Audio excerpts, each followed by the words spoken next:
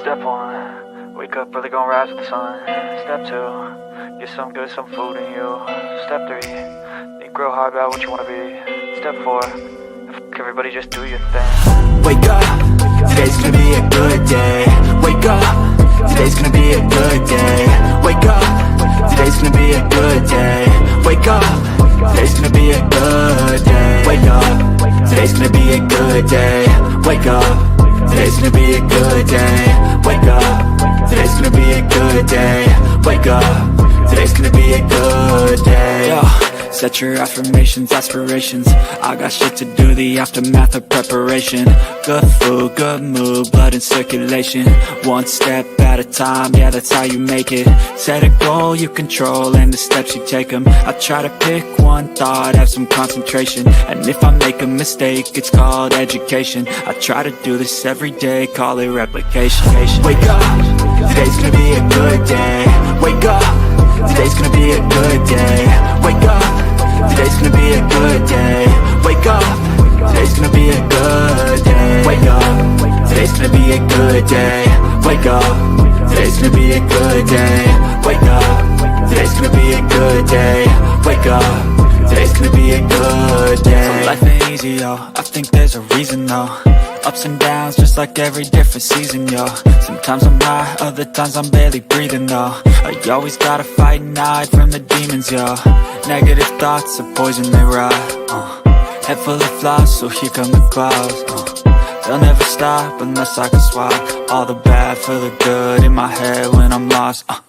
Yeah, so I'ma fake it till I make it.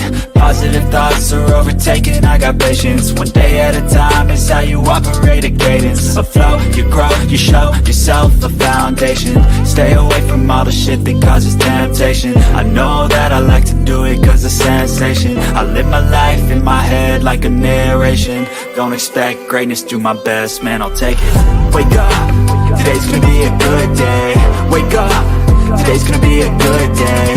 Wake up, today's gonna be a good day. Wake up, today's gonna be a good day. Wake up, today's gonna be a good day. Wake up, today's gonna be a good day. Wake up, today's gonna be a good day. Wake up, today's gonna be a good day. Wake up early, gonna rise with the sun. Step 2, get some good, some food in you. Step 3, think real hard about what you wanna be. Step 4, everybody just do your thing.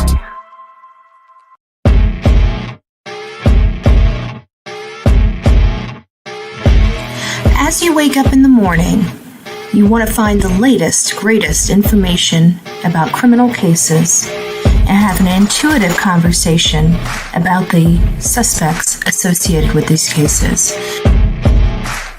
Head over to the Bullhorn Betty channel on YouTube.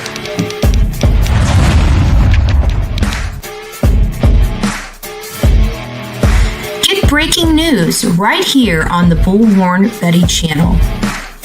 Welcome to the Bullhorn Betty Coffee Club. Enjoy your stay and enjoy your day.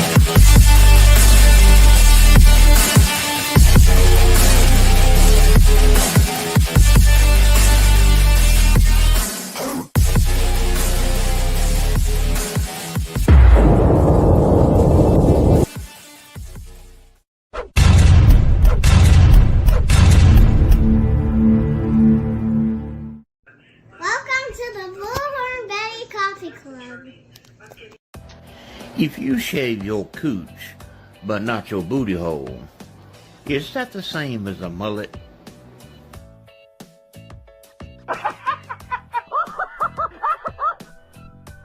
My tongue out her ass and left. I'm on TV! Oh shit! First cops, now this? Oh.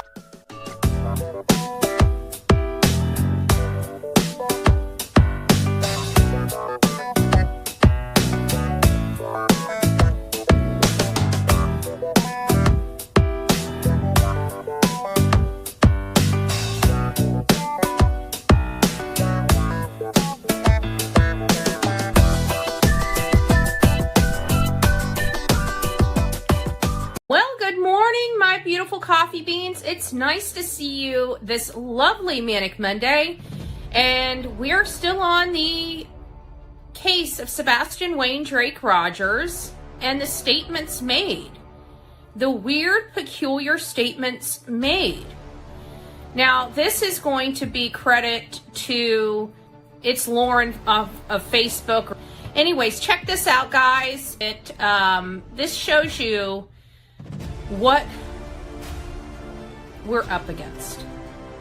This really does show you what we're up against. Sebastian Wayne Drake Rogers deserves to be with all of us right here, right now, today, letting us know that he's safe and sound and putting his father at ease.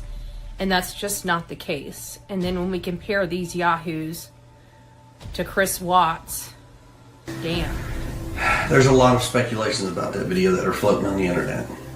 Okay, and that is exactly what it is. It's speculations. Now, what I can give you an official statement on is TBI Newslink has released a statement from law enforcement, between local law enforcement, state law enforcement, some federal law enforcement, and they have analyzed that video so many times over that everything that everybody is trying to assume is a flashlight, I hate to say this, it's not. As much as we would love it to be one, it's not. I'm not going to go into details as far as where that video is shot from, but I can tell you, as the parents, we have seen the video firsthand from law enforcement. We know exactly where it was taken from.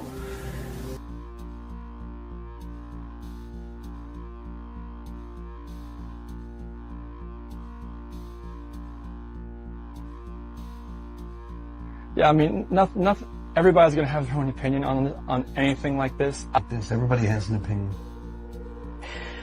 No matter what anyone's personal opinion is. People are people, and they have their opinions.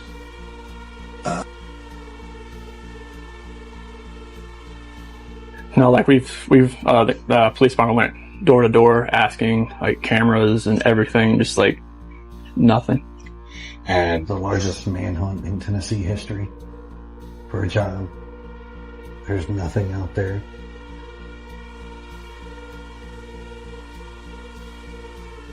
Speculating causes problems. Assumptions cause issues. There's no sign of them leaving the house. No, like, we have camera there, neighbor has a camera. Everything's checked out.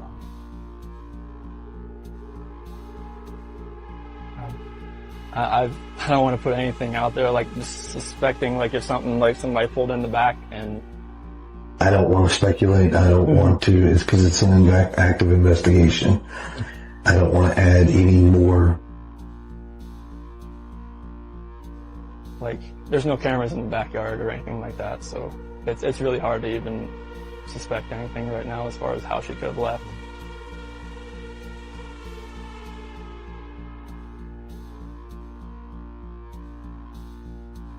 Because we have the driveway back there from the new townhomes, but it's so hard to tell. It's hard to say until we can run down this video and figure out what we're seeing.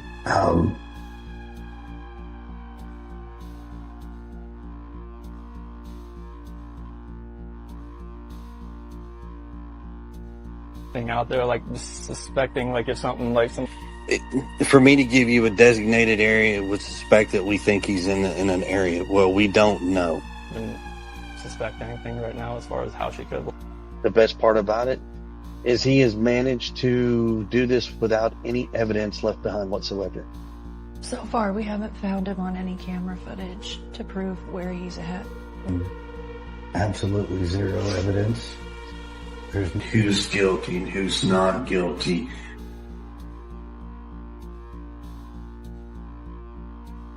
You know, when they usually eat dinner, it was just like, I miss them. Like, I mean, I miss telling them, hey, you got to eat that or you're not going to get your dessert, you know, and just like, you're not going to get your snack after. I miss that. Like, I miss, you know, him trying to eat all the sweets instead of dinner.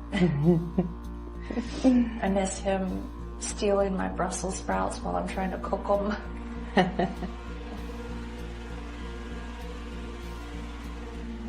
I wanted to see this kid just running, just barrel rush me and just give me a hug and knock me on the ground. But God, I don't even know if I'd be able to speak. I'd probably bulldoze him down with hugs.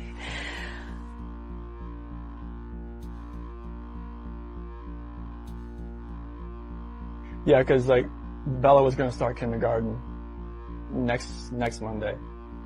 Sebastian wasn't very much, like, he didn't go outside very much.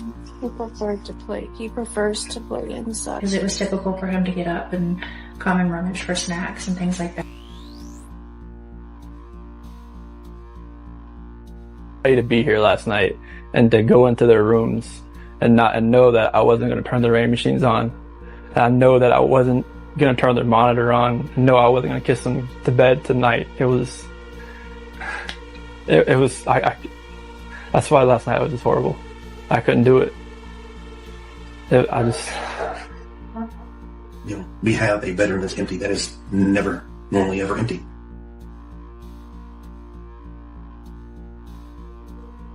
Around here, and I really hope that all this can lead to something positive. Activity, and you try to make it a positive thing.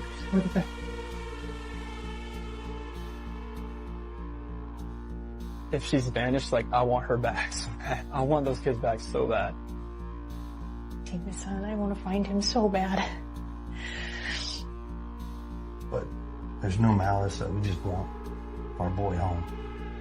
That badly.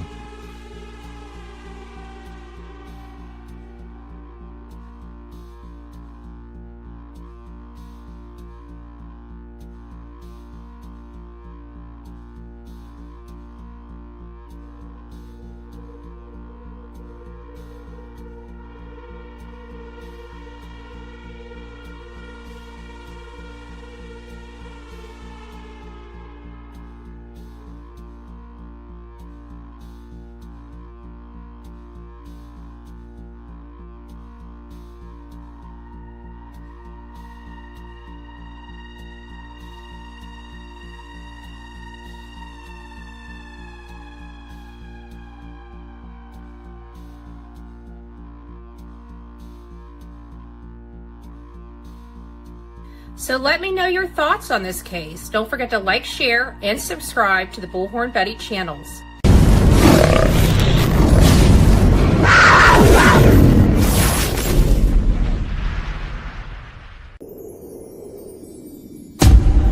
And don't keep us a secret. Share us around.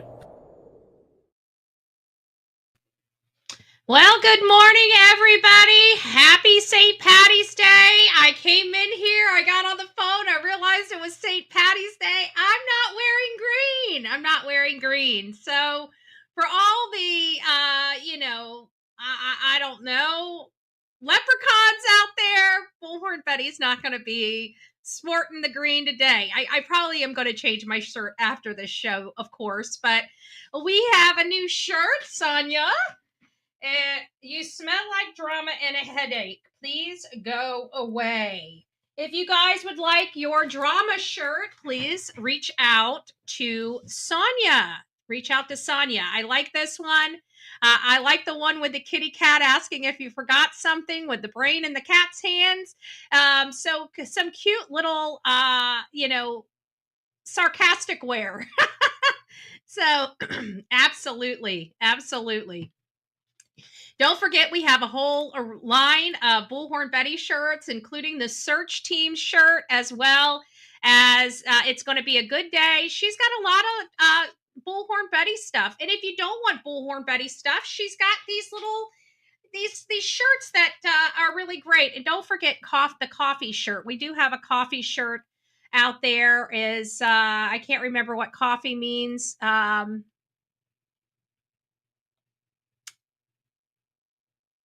I know it's forgiveness for everyone, everywhere, but I can't remember what the C and the O was for. So if you guys would like something, reach out to Sonia. I wore Clarissa's shirt. I saw Clarissa in chat. I wore her. I run on True Coffee and True Crime. So we've got a lot of people here with some clever little shirts, depending on what your palette is. So please go out and check them out. I did see somebody in here that was asking, who is that guy in the video? His name is Chris Watts. He's accused of unaliving his entire family. And, he's been in jail, and this happened in 2018. So the history of the Watts, let me see if I can open this up. Chris Watts redirects here. So in the early hours of August 13th, 2018 in Frederick, Colorado, Chris Lee Watts, born May 16th, 1985, murdered his pregnant wife, Shannon, by strangulation, and their two children, Bella 4 and Celeste 3, by suffocation. He buried Shannon in a shallow grave near an oil storage facility and dumped his children's body into crude oil tanks. Watts initially maintained his innocence in his family's disappearance, but was arrested on August 15th after confessing in an interview with detectives to murdering Shannon. Months later, he also admitted to murdering his children. On November 6, 2018, Watts pleads guilty to multiple counts of first-degree murder as part of the plea deal when the death penalty, which was later abolished in Colorado in 2020, was removed from sentencing. He was sentenced to 5 life sentences without the possibility of parole, 3 to be served consecutively. So there you guys have who that man was that we were comparing, or I should say, Lauren from Facebook was comparing for this. I don't know why I can't seem to get anything to stay on StreamYard, so we're just going to have to do one segment at a time. I got to delete them and add to. I don't know what is wrong with this system, but it happens every day. All of the sudden, when we were able to go through our show without all these problems, now we have all these problems yet again. It's very, very difficult for me because I just don't have the time to search for all my intro videos. Oh, Crime Stories Obsessed. It's nice to see you, love. I also saw Justin for All up in here. Thank you guys for being here. And Justin for All is actually a person that we will be recognizing for one of the videos that we're going to be discussing this morning. So thank you so very much. I also saw SPED Teacher gifted 5 Bullhorn Betty memberships. If you received your 5 Bullhorn Betty memberships, or you received your Bullhorn Betty membership, don't forget to tell our beautiful SPE teacher, thank you for the gift and welcome to this family, this crazy crew we call the Coffee Club. Oh, the Insane Asylum. The Insane Asylum. Sorry, I'm off my game today. It's Monday. We won't mess Hobo life up, okay? We're not gonna mess that. So Hobo gifted a Bullhorn Betty membership. If you received your gifted Bullhorn Betty membership for a Hobo's Life, please don't forget to tell Hobo's Life thank you. Welcome to this crazy crew we call the Coffee Club, i.e. the Insane Asylum. I got it. Yes. I got my swagger back.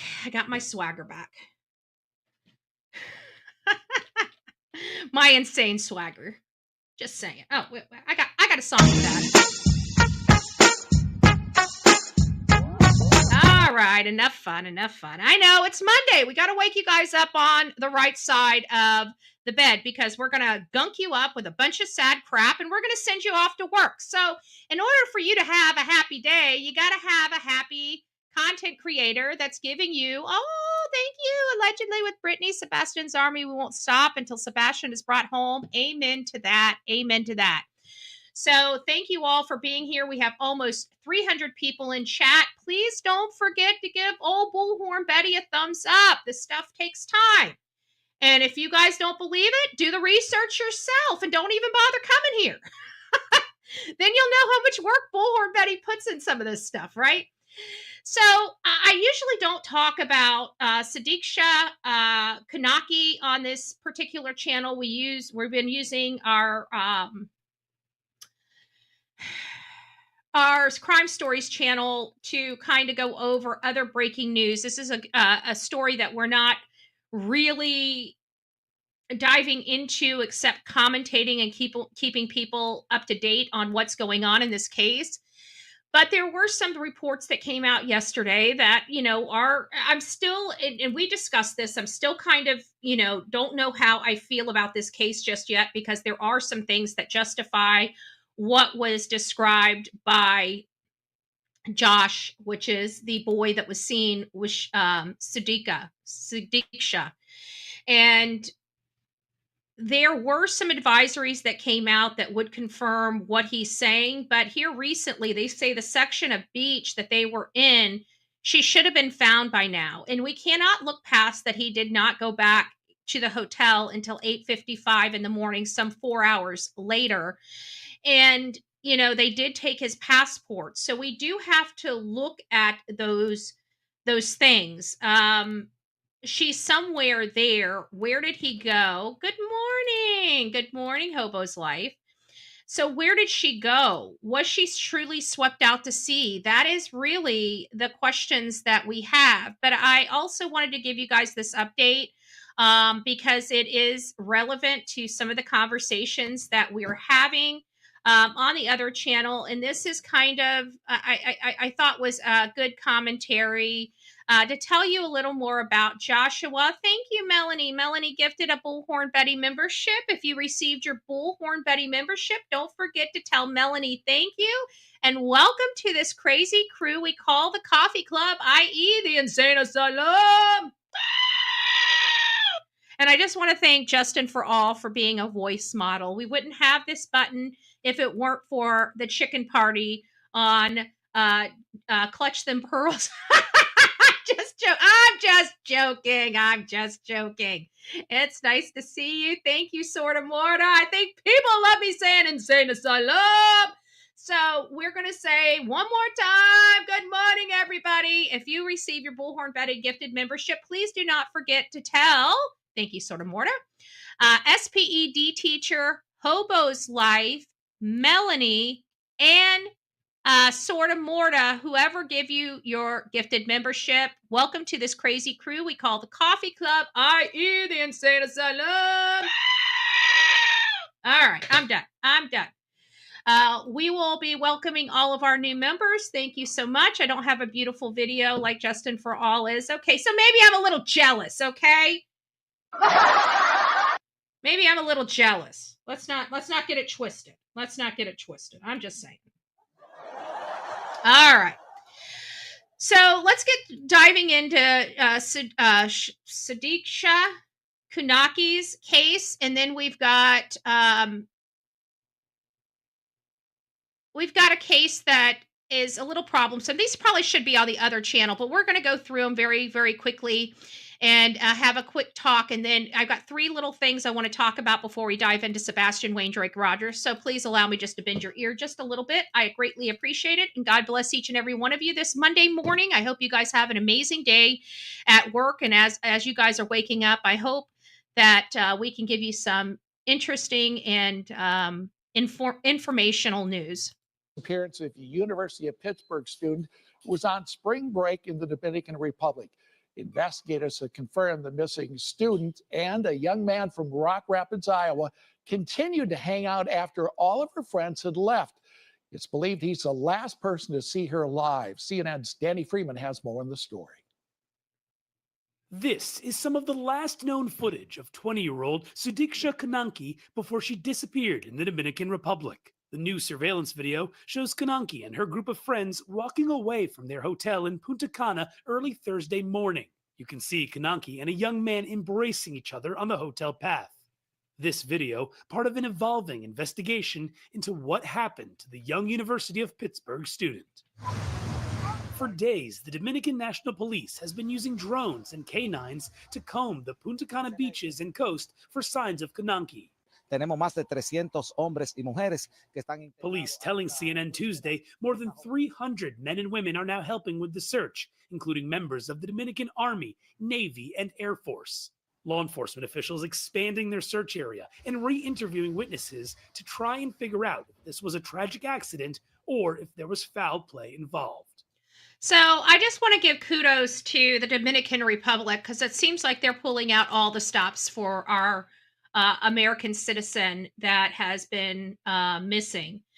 This also brings me grave concerns because from a report I was reading, they do believe that she would have surfaced by now if she was in the water. So I'm still not off of the fence just yet, but it's starting to lean a little more one way. We're not quite at the 20-day mark, and at least I don't think we are. I got to remember. I got to go back and look at what day she disappeared, but typically it's 14 to 20 days. This is much warmer water, so I would think it would happen sooner than later.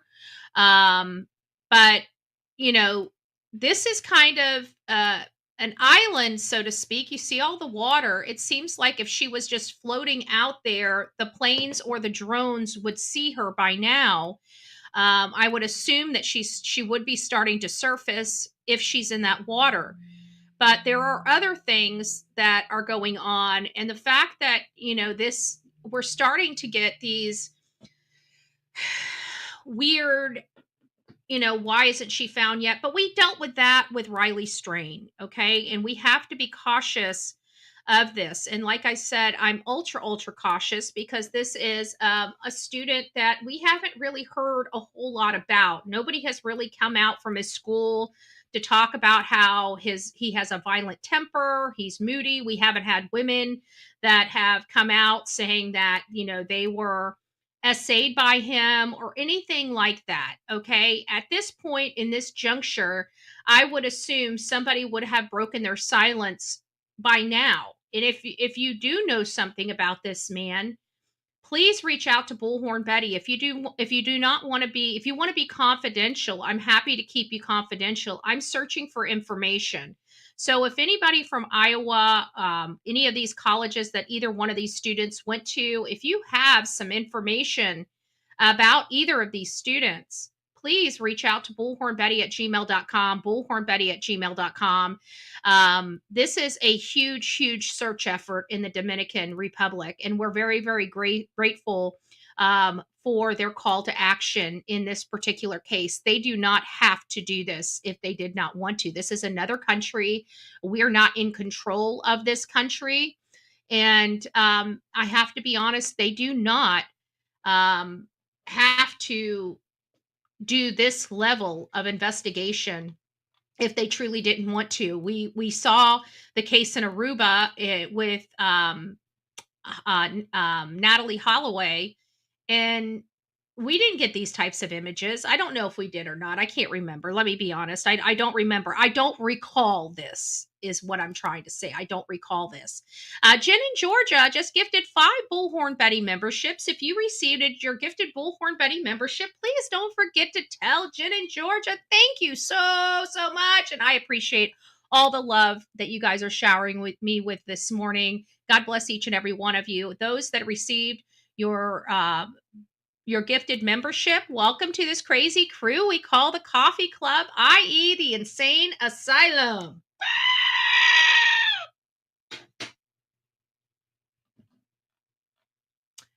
What else do we got going on here? Let's go ahead and keep playing. On Tuesday, police updated the timeline of events. At around 4:15 on Thursday, March 6th, after drinking with her friends in the hotel's lobby, Konanki and her group were seen on camera heading to the beach with 2 men.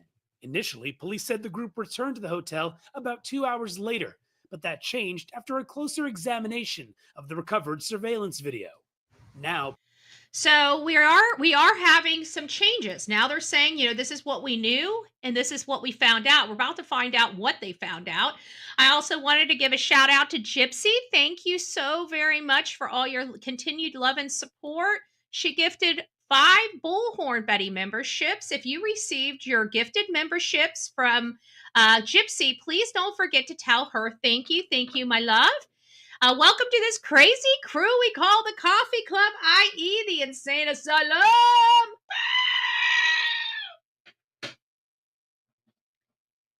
And so now we're about to learn a little more about what they found out, because things aren't as they seem. And this is causing me a little more concern.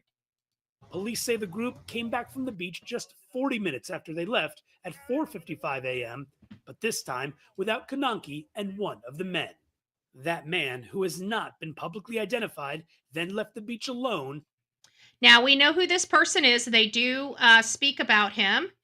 But this is where my problem is. They believe that they were alone on the beach from 4:55 to at around 8:55. 4 hours later. Okay, 4 hours later. Now, if we were to believe that there was some type of foul play, would he have time to cover some evidence? The answer is yes, he would. Which is what's leading law enforcement to also, they're running two investigations here. They're running an investigation into this woman drowning, and they're running an investigation into whether this guy could potentially be a suspect in her unaliving. That is what we're looking at in this situation. I don't really see anybody looking into the situation of them both passing out on the beach and her being abducted. And in the Dominican Republic, you know, that, in my opinion, is a, you know, they should be having three investigations, just in my opinion. Drowning, him, in fact, you know, him doing something to her, as well as an unknown person, because we can't forget that the power went out at their hotel, knocking out all their cameras, knocking out all their lights. Was this intentional? We don't know. We don't know if the lights going out was intentional, or how often the lights go out at that resort. There's a lot of information that's missing for us to properly evaluate critical information with the case. But if we were looking on it at this case purely as a foul play, would Josh have time to have covered his tracks? And the answer is absolutely. So, and somebody just said he had his passport was given up. That is correct. That's another thing that leads me to an uncomfortable discussion. Is the reason why they took it is because he was trying to make it back home. However, I don't dismiss him wanting to be back home. If I was in a situation like this and I was completely innocent, I knew I was innocent, I would want to get out of a strange country as soon as humanly possible. And he probably did talk to an attorney, and they said, you need to get stateside. Can you get stateside? And he says, you know, probably says, yeah, I still have my passport. They haven't taken it, and made those arrangements. And then at that time, they took his passport. So, you know, again, there are some things that are leading me to believe that there could be things going on. I'm still not off the fence. I'm not accusing this Iowa student of doing anything wrong other than getting too intoxicated at this moment, at this juncture. But in true Bullhorn Betty fashion, we do have to provide the alternatives here. So, because it's not just me that researches this stuff, it's also all of you, and you guys send me stuff. So it would be unfair for me not to discuss this case and give you, you know, a broad brush here. It could be several different things that happen. We just don't know. I can tell you, it seems like law enforcement is perplexed. But the one thing that we hear from law enforcement all the time is that there's no evidence of foul play, right? Even though a few months later somebody's in jail for murder, but there's no evidence. That's what they tell us all the time. It's starting to fall on deaf ears. We don't believe it when they say it. We look at it because they always say it, right? And look at Sebastian Rogers. It's like almost a verbatim statements in the Sebastian Rogers case, just like verbatim statements in every single case that we are dealing with. We hear the same thing over and over and over again from law enforcement. There's no evidence of foul play. We're searching into it. No need to alarm the community. Well, if there's no need to alarm the community, why are you speaking to media? All right? You don't have to. We've learned that. They don't have to tell the public crap. So why do they? You know? Just shut their mouths and let us figure it out. Let us go and do our thing on social media. We don't need any direction, right? The public doesn't need to know about national or worldwide interest case. I mean, there's no duty or free, freedom of press And the freedom of press is that we have the right to go out and get the information ourselves if we so choose. Law enforcement is not beholden to the people, but they take the money from the people. Just saying. Just saying. Let's listen. How much more do I have? I got probably about another minute of this, and then we'll. a.m. This young man told authorities he and Konanki both went into the ocean, but he got sick, came out of the water, and fell asleep on a lounge chair. He said Konanki may have been swept away by a wave. While the man is not considered a suspect at this time, a law enforcement source told CNN to. Yeah. Okay. Now this is where it comes to word salad that we talk about all the time. They say he's not a suspect in this case. There's no foul play. They don't have evidence of foul play, right? Not a suspect. So wouldn't you think that a suspect could move freely around the world? I mean, I'm just saying. I'm asking for the people that have common sense upstairs. They're telling us that he's not a suspect, but they pulled his passport and have him under a watchful eye of law enforcement. He can't even leave his room without an escort. Does that sound like somebody that they don't believe had anything to do with it? I mean, I just want you to understand what they tell us in the public and their actions. That's why I don't listen to law enforcement's mouths or verbal stuff. I look at the actions that they do. Actions tell you a heck of a lot more than words will ever tell you. So are their actions mimicking what they're saying? And my answer is no, they're not. And I have to look at that behavior when assessing a case. What is law enforcement's behavior? For example, Dane Paulsen, right? We could have attacked the mom and dad. We could have, went after, oh my God, they took their eyes off. There must be something suspicious over here, right? There must be something suspicious over here. We could have went down that road. But why didn't we? Because we saw the behavior, not the words of law enforcement, but the behaviors, their body language, how assertive they were when they were trying to explain to us the parents are, there's no criminality here. And you could see them speaking with authority, and their actions were mimicking their statements. So that's why I knew pretty much right away that this was most likely a drowning. It wasn't because of the statements made. It was because of how law enforcement was conducting themselves and handling their business while out there.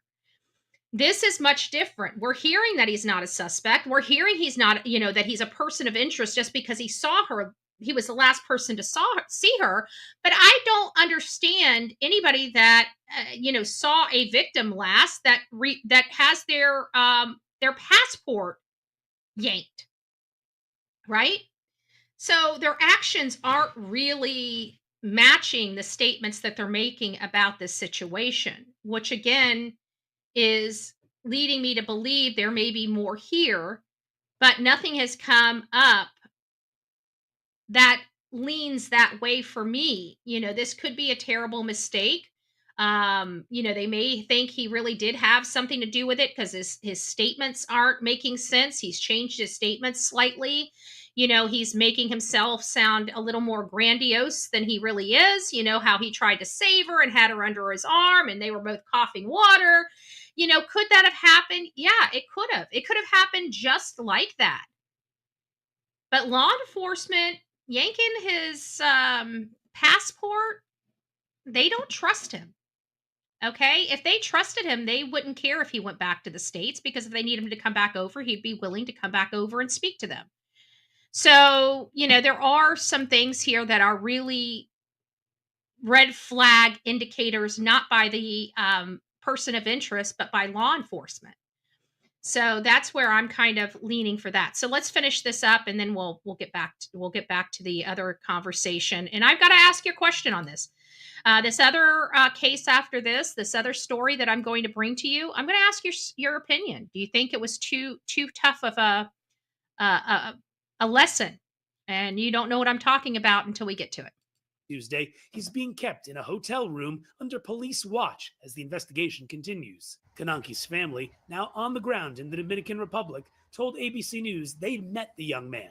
We walked to the beach along with the boy, and the boy helped us, and he was demoing us, kind of like what really happened. Back stateside, officials from Konanki's home of Loudoun County, Virginia, are helping in the search and holding out hope. We are going on the presumption that she's still alive. We want to make sure that that we're exhausting. So this woman hasn't been seen or heard from, has no real clothes, but again, these are the statements we hear in every single case. Does he truly believe after all this time she's still alive? I don't know. I'm not confident. Believe that we can. Now, the young man who's believed to be the last person to see her alive has been identified as 22-year-old Joshua Reby of Rock Rapids. In the video, you can see Konanki and Reby go to the beach, but only Reby returns alone. The FBI says this is not a criminal investigation of him yet, and he is not a suspect at this time. Okay, so there you guys have it.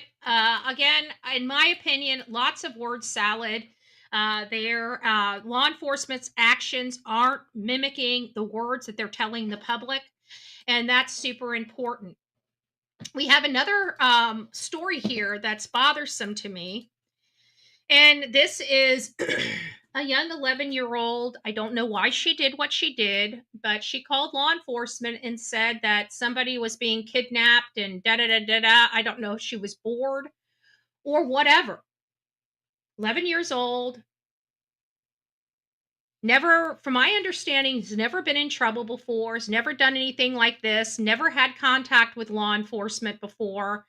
And instead of her, and I do believe children, in all fairness, children should be held accountable, especially from a certain age, for their conduct. But what does that really mean? Do I believe an 11-year-old child needs to see an inside of a juvenile cell? Do I think a child needs to know what it feels like to have handcuffs put on them? Do I truly believe that? No, I do not. I absolutely think it's appalling and disgusting. Now, if you're talking about violent crime, absolutely. But petty BS, that, yes, I agree. It was very dangerous what she did. But again, I have a problem with, I still believe she should have went to court. But there's still some other things that I disagree with. I don't think an 11-year-old that does it may have been a felony. Children don't know. They think it's an innocent crime. It was a phone call. It was a phone call. And again, I think she should have had to go to court. I think she should have to deal with the repercussions of her reckless behavior. I don't think she should have went without any punishment whatsoever. But I really do have a problem with an 11-year-old having cuffs around their hands for a non-violent crime. Just my opinion. People don't agree with Bullhorn Betty all the time. I do believe people should be held account for their actions. But did she have to go to jail? That's the question. To me, that is more traumatic to the psyche of a child and is absolutely counterproductive in their development when something like this happens. I'm sorry. I've been there, done that, not at this age. I did have to deal with it when I took my mommy's car, right? Not a smart thing to do. I could have killed somebody out there on the road. Absolutely should have gone. But again, I wasn't 11 years old. When I went, I think I was 14 or 15 years old, okay? And I was a punk. And so that is something that I agree should have happened. But any younger than that, I don't know what's going on inside this family. This family appears to be normal like every other family, but we also know what facades some families can put up. Why would this child make these calls? Why would she be so bored that she has nothing left to do? I do believe that it's just too young. I truly believe. Now, going to court, having to deal with her actions, getting a citation for a court hearing, I absolutely agree with that. Okay, I don't want people to mistake that I don't think children should be held accountable for their criminal conduct. I absolutely do. But it's also one of those things where I think that people should be smart about how to, how to do this. They think, oh my gosh, if we scare them straight, well, why not just beat the shit out of them? Does the same thing. Does the same damn thing. Right? So I'm sorry. I just there are things I agree with and there are things I disagree with. I totally and wholeheartedly disagree with an 11-year-old going to jail. And you got to understand, when you go to juvenile detention, you don't go and get bonded out. It's not like you get charged like an adult and you get a bond and your parents can come down there, post a bond, and get you out. You are typically in that jail for a minimum of 30 days. That is cruel and unusual punishment for me. I'm sorry. For a phone call, absolutely not. Absolutely not. So there was a text message from someone saying they were behind a car. Their friend was kidnapped from a Chick-fil-A in Palm Coast, and they were on the interstate behind the car. Everything on your phone is telling me that you made a phone call 911. I didn't talk. Because you did something stupid. I'm not going to the car! Wait a minute. On July 26, 2023, dispatchers in Volusia County receive urgent 911 text from a driver who claims... And that is correct. This is in my great state of Florida. There's just some things I don't agree with, and this I have something to do with, and this will be talked about. This will be talked about in my community because I do not think that this is appropriate. I will not stand behind this nonsense. Should she do wrong? I absolutely agree she did wrong. Should she have a court appearance? I absolutely believe she should have a court appearance. Do I believe an 11-year-old child that did a prank like this? Now, granted, it's not a swatting call, right? I think that this right here is more traumatic. I don't know how this is going to affect her for lifelong. This is not justice for me. I'm sorry, it's just not. To be following an armed kidnapper's van on the interstate. When they trace the phone, however, they learn the messages are coming from a residence in Port Orange, turning a plea for help into an unexpected lesson in consequences. I'm telling you this right now, you're going to take this as a lesson at 11 years old, that if you do something stupid in the future, you're going to enjoy those cuffs. I'm not going to do this today. The following report is based on official police records, and the footage has mostly never been seen before until now. It's just after 9:45 a.m. when 911 begins receiving texts from someone named Lily Lee Combs. She claims to be following a kidnapper's van on the interstate, and updates are still pouring in. Now, again, I don't know why this young girl chose to do this, but and I do think, again, she should be held accountable. Do not misunderstand what I'm saying. But an 11-year-old child doesn't need to know what cuffs feel like. She probably needs therapy. And probably a hell of a lot more therapy now after this incident with law enforcement. Now, there was a time I stole a pack of cigarettes, right? At a young age. I can't remember what age I was. I want to say that I was close to her age, but I think I was in my teens. I think I was at least 13. We've all made prank calls. Of course we have. Of course we have. I mean, if anybody grew up in the era of Simpsons, we all made prank calls. I'm sorry. We probably used a lot of Bart Simpson prank calls at that, okay? And this is a serious matter. I mean, let's not downplay the seriousness of calling in an armed kidnapping. Somebody could have been hurt. I get that. This child was 11 years old. That's the problem I have. Something like this is a call, in my opinion, a call for help for the child, not an arrest of the child. I feel a certain way about this. I'm sorry, I do. because one of my biggest things in my passions, especially here in my county, is preventing children from ever seeing a jail, a juvenile jail, because I truly believe a lot of the conduct from our children have to do with some type of home environment. The majority of them, not all of them. Don't get it twisted. There are always outliers in everything I say. That means, yeah, you'll probably find this, that, or the other. But in my experience, a child that's exhibiting poor or bad behavior is because they're not happy in their home life. People that are seeking attention, it's usually because they're not getting the attention that they need to get from their parents. And so sometimes it's as weird as it is, and it's kind of unexplained. And I don't think children think of it like this, but typically they're bad because they can't get attention. They can't get attention from their families being good, so they get negative attention. Okay, this is child psychology.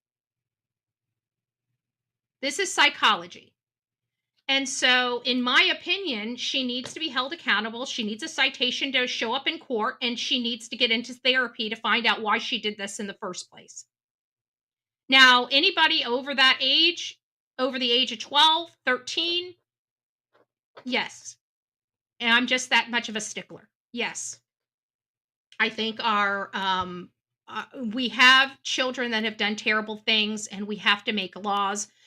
So our attorneys can prosecute those juveniles when they do terrible things. This right here would be what I consider a swatting call. You guys know how I feel about swatting calls. I don't agree with them. I think that they are very, very dangerous to do. But she's 11 years old. Again, we need common sense in our laws. Okay? We need common sense in our laws. And this child should have never felt handcuffs on her hands. And law enforcement here in Florida are getting very, very strict on children, because children can cause a lot of havoc and have caused a lot of havoc in our states. And we've had some mass shootings here, especially in our schools. We take those things seriously. Okay? I get it. It's a tough call. Maybe the parents gave them the okay to arrest her to teach her a lesson. And if that's the case, I'm not going to judge somebody's parenting, but unless it's, unless they show up on our show, then I judge their parenting. But I know when I stole a pack of cigarettes, that my father himself gave the clerk the option to call law enforcement or not. He chose not to. Would I have been arrested back then? I don't think so. I think I would have gotten a citation. I would have, but at the end of the day, my father was a father, and he allowed me to take responsibility for my actions. This was a parental lesson. Maybe they gave the green light and told them that they didn't have to do this. And they're like, no, you never know. You never know. So I feel very, very terrible for this child. Yes, she committed a felony. Yes, I believe she should be held accountable. But is this the right method? I guess that's up for interpretation. It's up for interpretation. All right, guys. I wanted to give you guys the official. We did follow Dane Paulsen on this channel, and I did want to provide you guys updates on Dane Paulsen. The autopsy is back, and this is exactly why we do not attack families until we get all the information. And sometimes me standing on that hill gets me in trouble, even with my own audience, especially when they feel that information doesn't feel right, or they want some additional investigations. So first and foremost is, as you guys know, I'm a stickler for the National Center for Missing and Exploited Children and turning the house into a crime scene. There's no evidence they did not follow proper protocol or the National Center for Missing and Exploited Children. There is the first and foremost issue with this case. So I was at the mercy of law enforcement, and law enforcement exhibited actions and behaviors that supported, they believe this child went into the water. And I have to trust their expertise because they're the ones boots on the ground, not myself. It was known very early on that the mom was out there looking for her child. She was not staying in the house, and she was just staying off of camera and, out of the spotlight as far as the news was concerned, because as you can imagine, she was a distraught woman and she didn't have time for the BS, but she was out there searching for her child. And I do know that for a fact. She was setting up searches. She was coordinating searches. She was doing what she could, no matter how she was feeling. And those are actions and behaviors we want exhibited in all of our parents when they're missing a child. And she exhibited those. So we had law enforcement telling us that they believe, basically, that they believe this child is in the water. We have the actions from at least the mother that I knew of. I don't know whether the father was out there as well. Just I knew that the mom was coordinating. So we do have the actions from the mother that are properly exhibited in the search for Dane. And so I was trusting my instinct, because one of the very first things I saw when I looked at that house and where it was in conjunction to the river is my first thought was he was in the river. Those thoughts were supported by law enforcement and the actions of the family coordinating these searches. Then we had a person come forward that used to work on the wells that said that this boy has followed him down to the wells near the river's edge several times, which was another key ingredient to why I believe that this child went into the water. And we were not going to change our statements or anything, at least for 20 days. We were going to support law enforcement. Law enforcement believes that he was in the water. It seemed the most probable.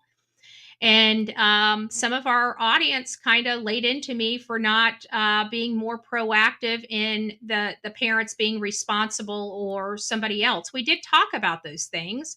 And like I said, there's just nothing here to support it. Parents that do terrible things to their children, believe it or not, usually, now granted, it's not all the time. Hey, Smiley's World, it's nice to see you, Love Bug.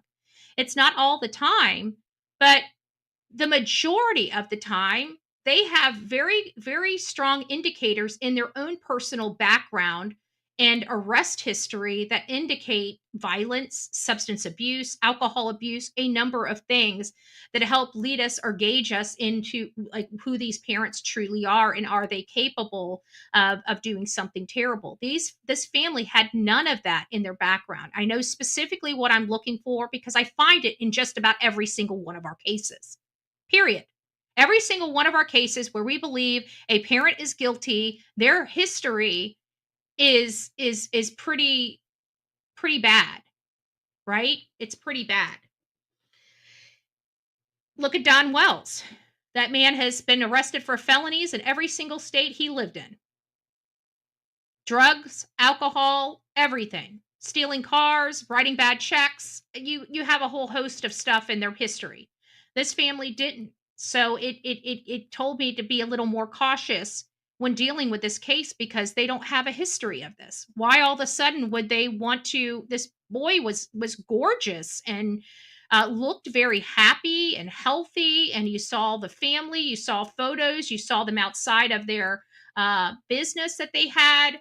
So there was a lot of indicators that these parents did not have anything to do with the disappearance of their child. When we typically cover these cases, we find a lot of red flags that indicate the parents had something to do with it while law enforcement is telling us not to look over there, right? This was a much different case, but we do have the autopsy. I'm going to let that play for you now. And this is just another call that people need to get their facts together before they publicly condemn a mom. Like, these are victims. The mom and dad are victims of this terrible accident. And to add insult to injury, you've got social media people that don't even know you condemning you. Like, we've got nothing on this case to condemn these parents. We have a plethora of information to condemn the mom and her husband in the Sebastian Wayne Drake Rogers case, including their own statements. Here, we don't have that. And how people made such a leap is it just shows me that people's intuition and understanding of cases are handicapped in some of these people. Dane Paulsen, the toddler who went missing from his home in Siletz on March 1st, was found in the Siletz River on Tuesday. Today, the Lincoln County Sheriff's Office announced that Dane's cause of death was drowning and gave another update on their investigation. Fox 12's McKenna Marks has the latest. The 11-day search for 2-year-old Dane Paulsen came to an end on Tuesday after his body was found by a diver in the river. Now we're hearing from the Sheriff's Office, who shared another update on this tragic case. Good morning, when the missing Patty. person is a Thank you 2-year-old so boy much. like Dane, and when the terrain involves rugged coastal valleys like ours, the stakes are higher and the circumstances are more complicated. The search for the 2-year-old started on March 1st after he went missing from his home in Siletz. According to the Lincoln County Sheriff's Office, Dane was last seen playing in the yard of his home located along the Siletz River. According to the Sheriff's Office, 682 acres and 341 walking miles were searched by both law enforcement and community volunteers. Law enforcement searched 14 miles of the Siletz River by boat, and 22 divers searched a 2-mile stretch of the river. On Tuesday, March 11th, the search for Dane came to a tragic Look how end. fast. I want you guys to Recovering his see. body has Let me given- go back. Do you guys see how fast that water's flowing? That's what I was talking about.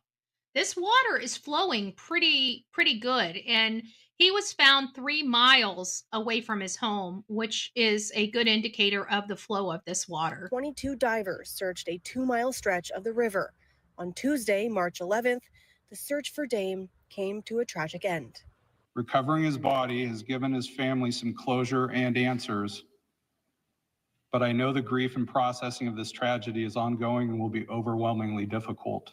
Juan Heredia with Angels Recovery Dive Team found Dane's body in the river, 3 miles downstream from the family's home and just 1 mile from where the Sheriff's Office divers had searched. The Sheriff's Office took a moment to thank Heredia during a press conference on Thursday. Juan is the embodiment of the same spirit of service that has humbled us over our 10-day operation. His compassion for others, his willingness to give of himself to our community, is what helps bring closure to Dane's family. During Thursday's press conference, the Sheriff's Office announced that a medical examiner confirmed Dane's cause of death as drowning. Okay, so the mystery has been solved. He was not abused. He was not murdered. He was not abducted. He was in the water. And I hope, some people in our community can understand that, accidents happen.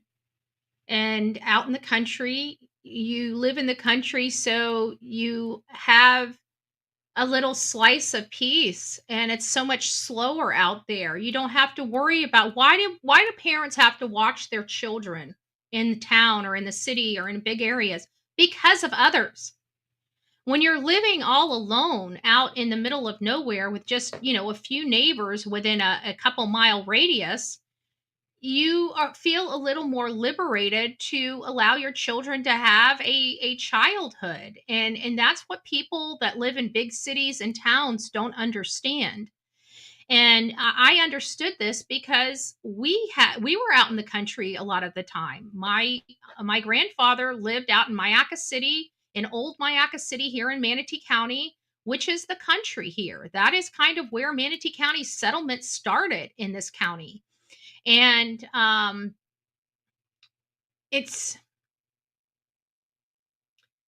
know that my mom was in the kitchen cooking while we were outside playing, even at young ages. And we didn't have anything happen to us. Why? Because nobody was around. Did we hurt ourselves? Of course. I told you guys about me jumping off the school, didn't I? Well, we climbed trees too. Did we get hurt? Of course we got hurt. But were we getting abducted or unalived? No, we weren't. this mom will forever punish herself for taking her eyes off of her son. We don't need to punish her. You know what we do? We do here in the true crime. I want to make sure that I emphasize true crime community. Obviously, the crime part is where we focus, right?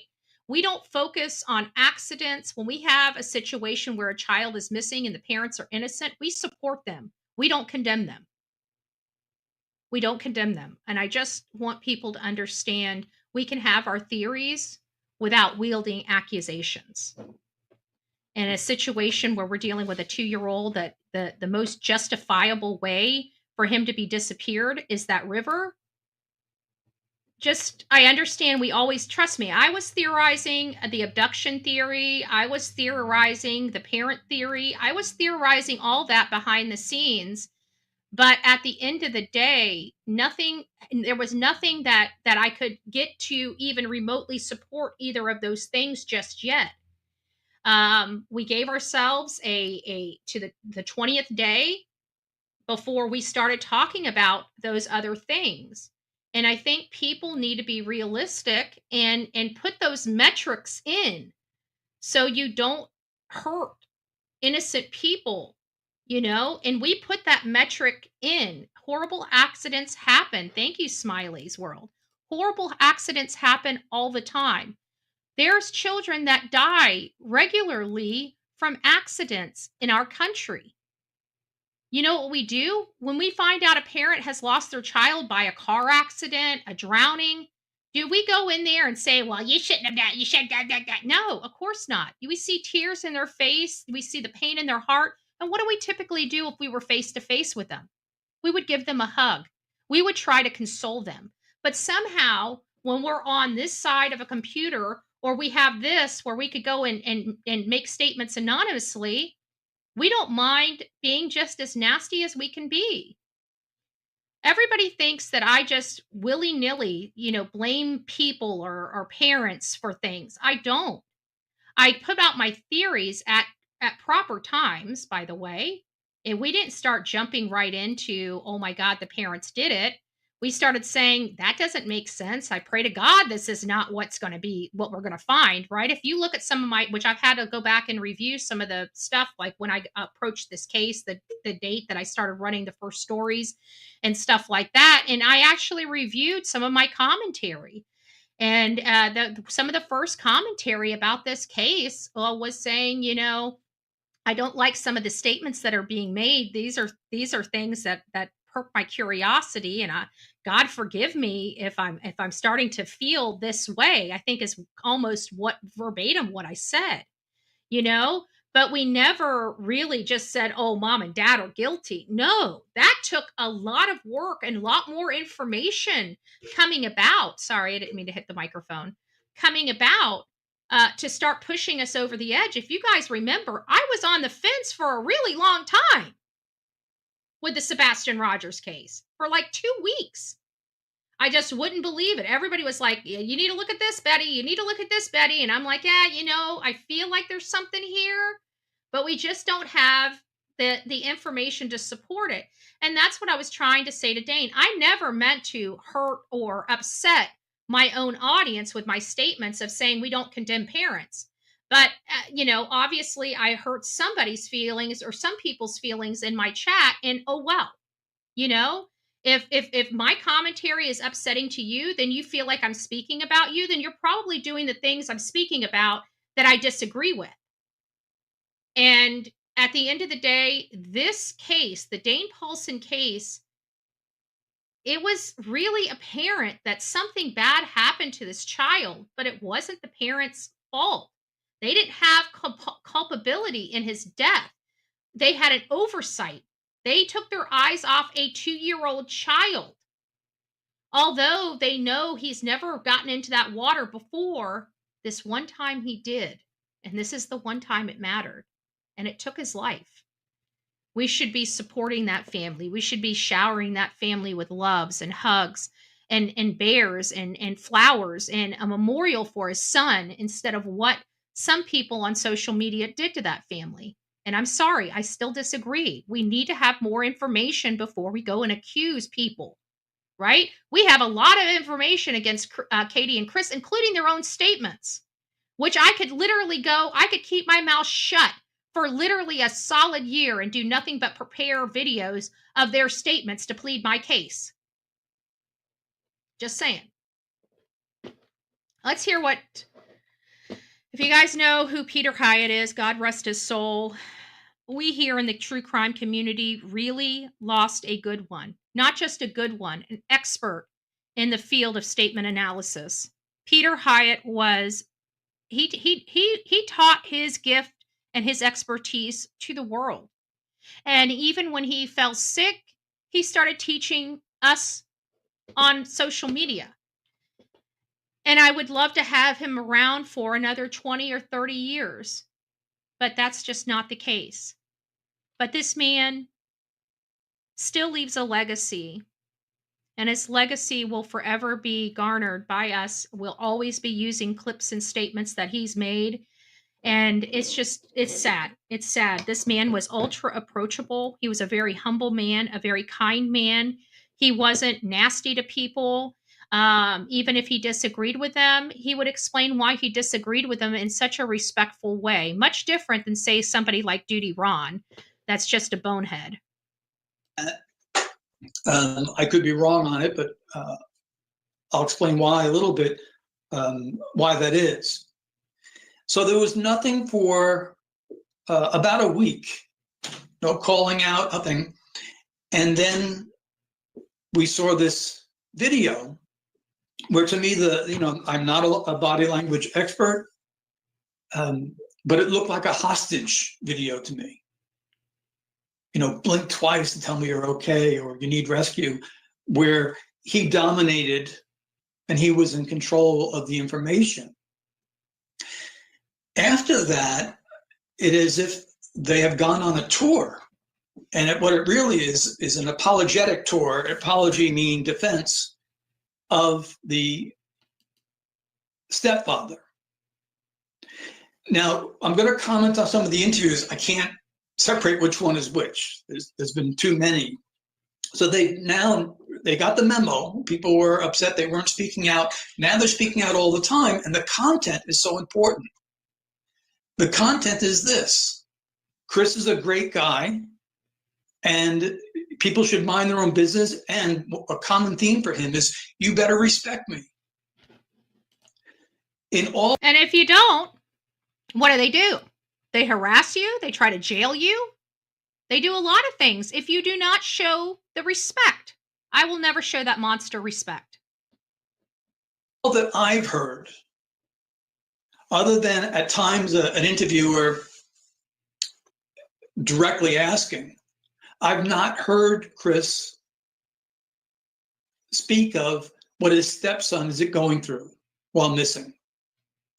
Chris perceives himself as a victim.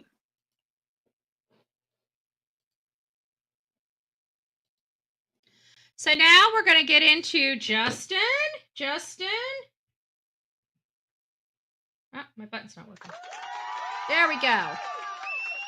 Our beautiful Justin for all, right? On Clutch Them Pearls. He did, he brought up a recorded call. Now, before we get into this, I'm just going to say some things. First and foremost, I do believe this caller knows Chris. I don't know how Heather got this person's phone number, and she doesn't even know, which is concerning for me. Another part that's concerning for me is how angry this caller is in their defense of Chris. He calls Sebastian a really disgusting and deplorable name. We're going to get to that. And he's talking about somebody putting a skirt on their RV at the end of February as they're going into spring, which is a red flag to me. Now, the skirt itself on a fifth wheel was a red flag to me because I'm in Florida. Who the heck puts a skirt on a fifth wheel in Florida? It doesn't really happen unless they're living in in that as a full-time home, not like a month or a couple weeks or whatever the case may be. So I found that like a red flag, but then I talked to somebody that also has a fifth wheel or an RV, and they were talking about, yes, we put the skirt on in the winter, indicating that they would put the skirt on, say, in November or December. But to be putting it on at the end of February when that area is about to go into spring makes absolutely no sense. So I wanted to put those caveats on here. I also want to state that when I went by the job site, the gate, let me show you what a fifth wheel skirt is. Fifth wheel skirt.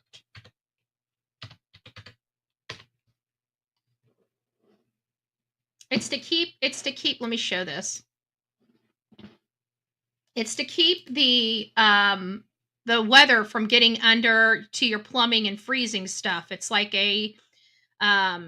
it's just a skirt that goes up. It doesn't take long to install, and for them to be making such a big deal out of the skirting, as you can see what skirting looks like here. This is a good example right here of what skirting looks like.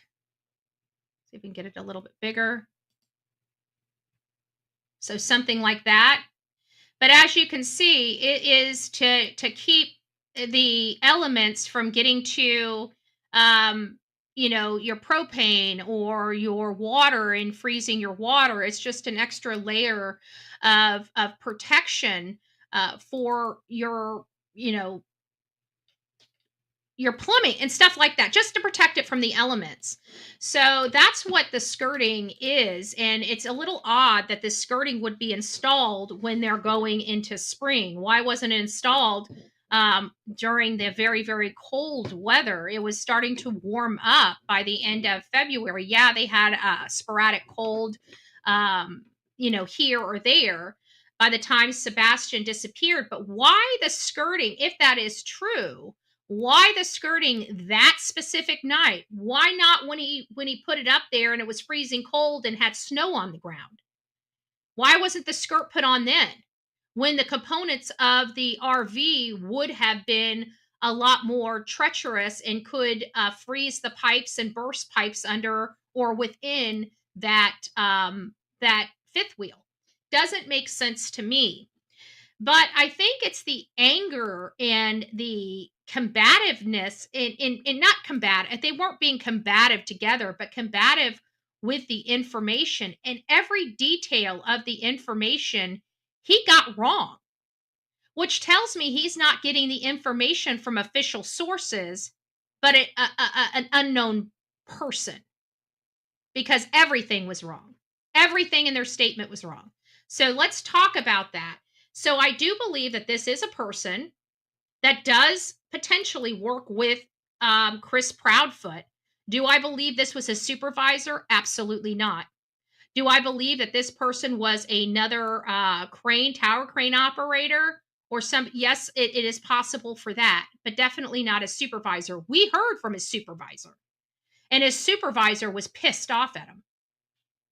His supervisor was so angry, he made a post to make sure everybody knew he did not show up to work until 7 a.m. and he was kicked off the job, not requested to be off the job at 11 a.m. because of his poor and dangerous work ethic that day. So let's not forget that. So where this guy came from, how Heather got his number, I'd have to believe it came from Chris. I have to believe Chris said, if you don't believe me here, this is my supervisor, call him. Knowing that he's already called him and already had filled him with a bunch of bullcrap. You know what it sounded like to me when I was listening to it? It sounded to me like the Houck brothers in Crystal Rogers' case, where Brooks Hauk was the suspect, and he was appearing to be more engaging with law enforcement. But you put his brother up, which was a Bardstown police officer, and he was absolutely uncooperative. He wanted to make sure they knew he was uncooperative. A much different personality than his brother, which is accused of unaliving Crystal Rogers. So when I saw his anger and vitriol he had, that's when I felt like this was somebody that was close to Chris, almost to the fault of being a brother like, right? So 2 peas in a pod, so to speak. So without further ado, we're going to give it up for Justin for All with Clutch Them Pearls. He had an audio that he was playing of this employee or allegedly somebody Chris works with that had literally every detail of the case wrong, which tells me he wasn't reading the news and he wasn't getting the information from official sources. It sounds to me like he was getting his information by one lone person, and that lone person was Mr. Proudfoot himself. Just my opinion. And while that was happening, guys, I will be right back. We noticed that this particular person drives particular vehicles. At least that's what it says. We will get. Hold on, let me turn my microphone up. We will get to. The vehicle.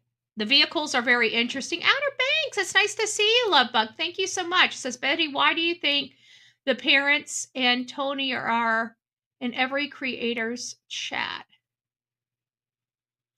Why do you think the parents and Tony are in every creator's chat? Well, I can tell you, I know Tony's not in every creator's chat because he works.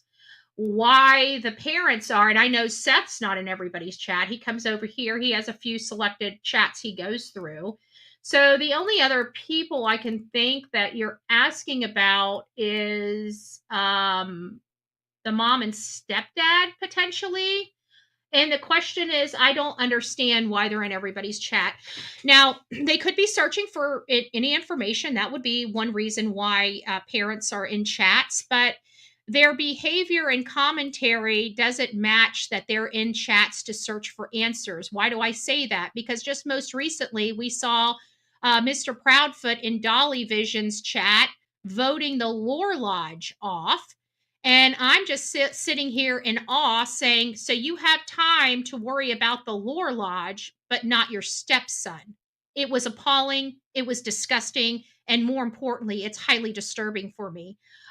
So I don't know how to answer that. I do speak to Tony, and I do see Tony in some friendly chats periodically, but he works an awful lot. So I don't think he's in every chat.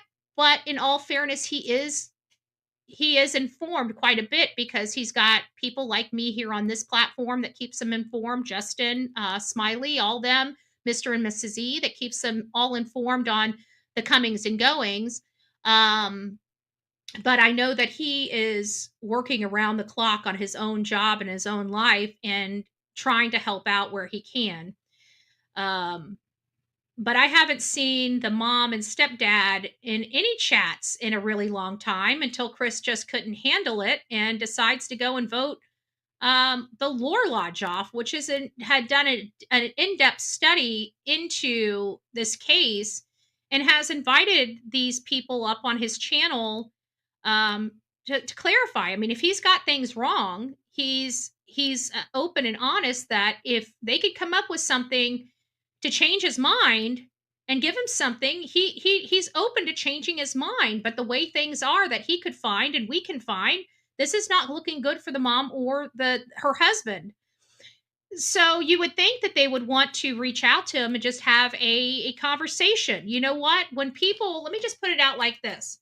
When people didn't like Tony when Tony first came here. Now, again, I don't know why the true crime community actually thought that they can tell a parent of a missing child who they can have for their spokesperson, which is just bonkers to me.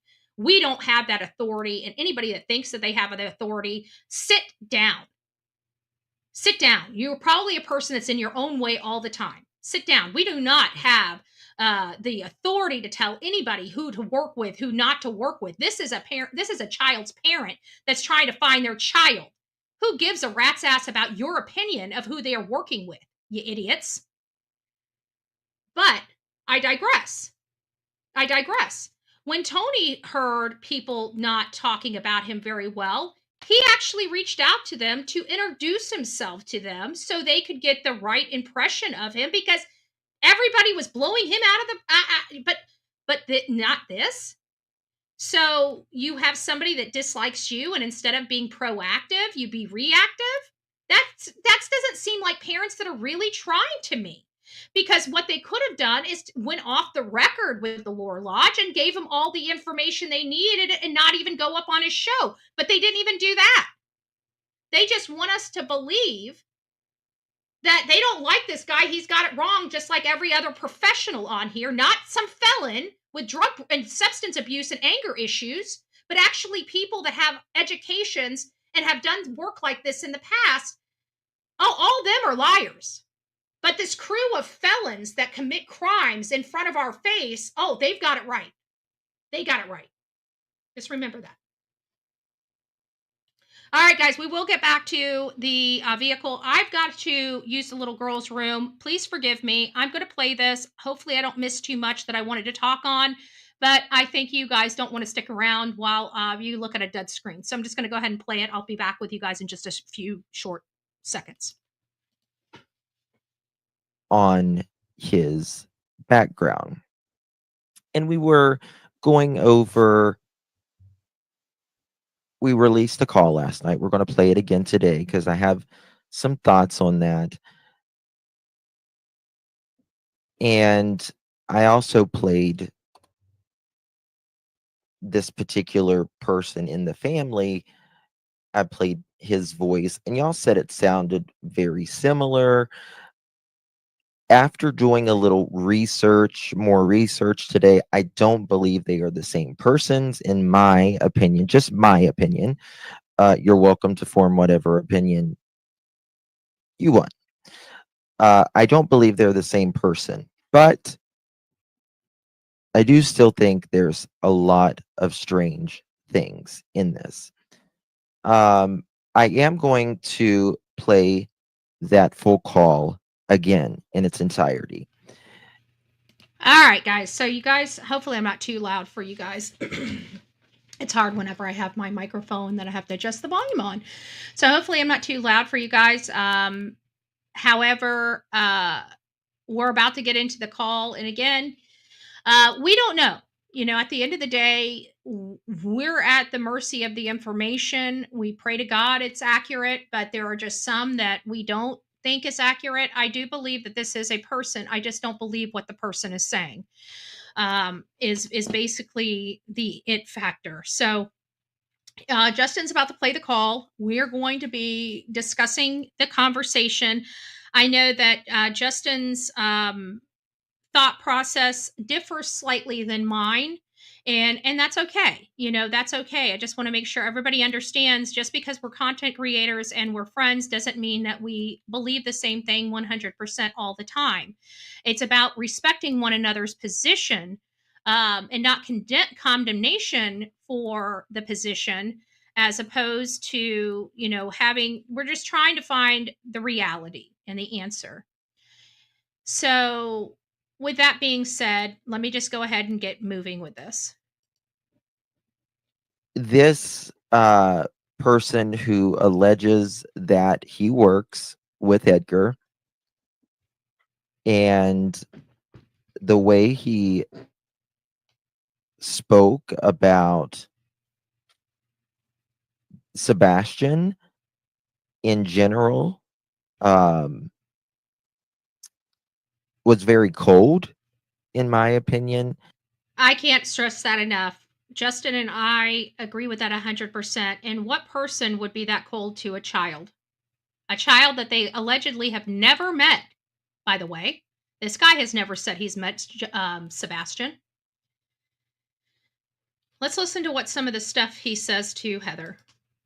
And I want to break some things down after really thinking about it. Scott, Okay, we're going to get to the, sorry. really, if you guys would like, I'll drop the link here. a lot of things are out. Some things that I like this. So here we go. If you guys would like to hear Justin's commentary, you guys are more than welcome. If Hello. somebody can pull that, I Hey, greatly Jeff. appreciate Hi, it. my name is Heather Cohen. I'm a licensed private investigator, and I just got your number from one of the guys on the job site. Said I needed to call you. So this is the first thing that Justin was talking about. She says that she went to the job site and somebody gave them his number. And my question is, why did they not give her the number to his supervisor? This man only has been promoted recently, not previously. He was not, and I repeat, not his direct supervisor at the time this statement was given. I did confirm that this morning. What? Sorry? What? Oh, I'm getting to that. Give me a second. I am trying to, I just want to get the logs of when Chris Proudfoot checked in and checked out. And this would be the reason why she didn't get the logs. He had no authority to produce the logs. He was not his direct supervisor at the time this statement here was made. And I don't believe he's a direct supervisor currently for Chris either. And there's no guarantee that these people work from one job to another because they work all over the United States. So this is the whole statement in and of itself is just a little odd for me. Job site on. Now, I want to make it clear. She asked for the logs. The logs. Not the statement. She wanted to know how to get a hold of the logs. He never indicated how she could get a hold of the logs. I think Heather was asking questions on the job site, and an employee said you need to talk to the site supervisor. He's not a site supervisor. He was never a site supervisor at the time. If you look at his LinkedIn, it's just been recently since he has been promoted. Right. My understanding is he is a crane operator. So just remember what she asked for. On February 26th. Now, if anybody would like to provide me any additional information that is contrary to that, I will accept it and review it and corroborate it. You can send that to bullhornbetty@gmail.com, bullhornbetty@gmail.com. Thank you. Listen, I'm going to tell you something. On Sunday, right? That Sunday, I was able to put his fucking skirts on his trailer. I left on my holiday at 8 o'clock at night. All right. So he left on his Harley. I misunderstood it. I thought he said that Chris left on his Harley, and I'm like, wait a minute. Chris doesn't have a Harley. He didn't have a Harley there. His Harley was at his home in Hendersonville. But with my conversation with a few people this morning, it was they corrected me and let me know that no, this was the guy. He was the one that went to the bar, not Chris. He's the one that so this guy was 3 sheets to the wind when he came home on his motorcycle, by the way, from the bar that he was at for 4 hours. I doubt that this guy was even at the job site. He never alleges he was at the job site at 5:15 in the morning. Why would he not be at the job site at 5:15 in the morning, but a crane operator, an employee would be? It doesn't make sense, especially when those cranes can't move until 7 a.m. So all of this is wrong in my opinion, and it makes me wonder why. Maybe because they're buds. Let's listen to who he's getting information from, because it doesn't sound like he's getting information from legitimate sources. Let's listen. He was helping him put his skirt on a trailer. And I've also expressed how that seems very unlikely. And he left on his Harley at 8 o'clock at night. He's very defensive. He seems very much invested. That is a big problem for me. Why is an employee or even a supervisor for that matter, that defensive on one, like there's hundreds of employees there. Why would somebody pay this much attention to just one person? That in and of itself doesn't make sense. If we were at our jobs, if any of you guys have like corporate jobs or jobs with a lot of people, and you have say a missing child or a child that was in a car wreck, they'll be, saying prayers for you and things like that, but getting invested in the days and outs of what's going on with your child, probably not so much. So this is, when because I have managed people before. When people needed time off work for family stuff, you either approve it or you don't. And when they come in, you kind of, you sit them in your office and say, is everything okay? This kind of scared us, and they kind of explain it privately to maybe a supervisor, a manager, or the boss, right? But will I be angry about something? Will I be overly invested in the story? Oh, hey Tony, it's nice to see you. I don't know. I don't know if I would be that heavily invested in the story. Let's listen. Right. So 8 o'clock at night, Sorry. he left on his Harley. I got back at 11:30 from the Got back at 11:30. fucking bar. He was still there at midnight. He was on the fucking job site at 5:15 in the morning. How does he know that? He never confirmed how he knows that. Do we actually believe somebody was at a bar for 3.5 hours and got up 3.5 or 4.5 hours later to go to work on a Sunday? How irresponsible is this alleged supervisor? Because I definitely don't want somebody on the job running cranes that's half intoxicated. There is no possibility that this man could have been sober at 5:15 in the morning if he's walking out of a bar at 11:30 at night after sitting in a bar drinking from 8 o'clock to 11:30. I don't believe it.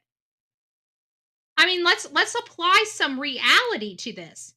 So if he got to work, this guy that's giving this message, if he had gotten to work, so this is for the workers or the managers of this job site, he's acknowledging coming to work drunk and running one of your cranes.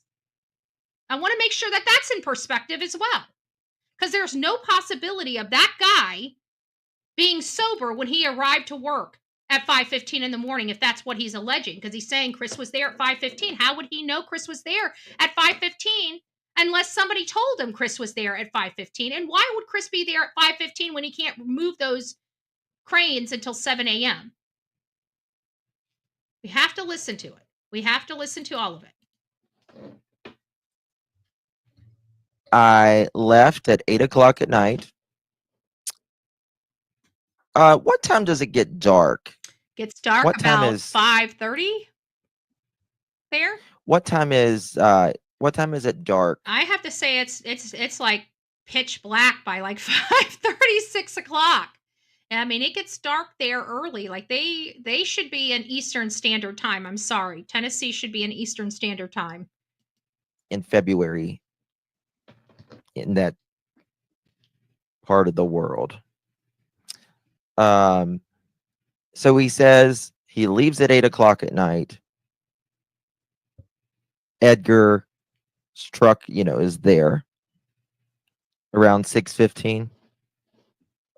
Someone said 5. I don't know. It sounds like he left at 8. He came back at 11:30 or 12, and he says Chris's truck is there. Now, I would have to say if he was in the same camping ground as him, he's got to pass that area. But my other question is if he was intoxicated from the bar, would he have really paid attention? I don't know. Can someone look it up if they don't mind?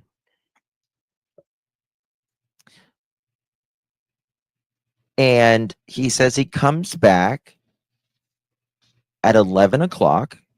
11:30. And Edgar's truck was there, and he's on the job site at 5:15 in the morning. And I just want to reiterate, we never heard this guy say he saw him on the job site at 5:15. So this is where the 5:15 time originated from, right here.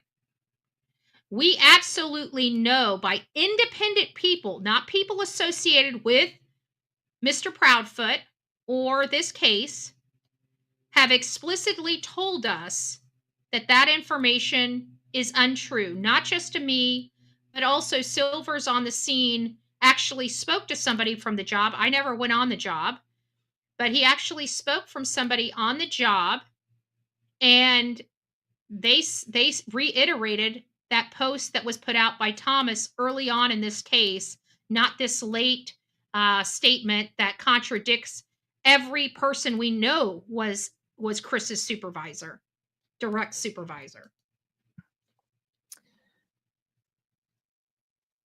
Now, the first thing that she asked was the logs, and he brushed completely past that. Completely past. And we know why.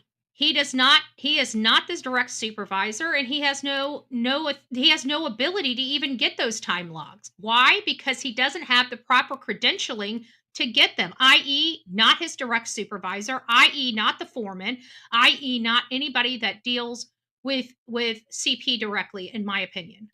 Past. Outside of being maybe a coworker. The logs and went straight to who says, there we go. Sorry about that. So, trying to get to the part where we can hear the conversation. I love Justin, but come old.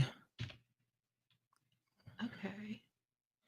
Chris had asked me to get our story straight about Sebastian. This is the declaration of. Don't forget that, y'all. My opinion. Okay. You don't need. Thank you so much, Mini Panthers, for 5. Well, I should have probably wrote down where he has the statements from the car.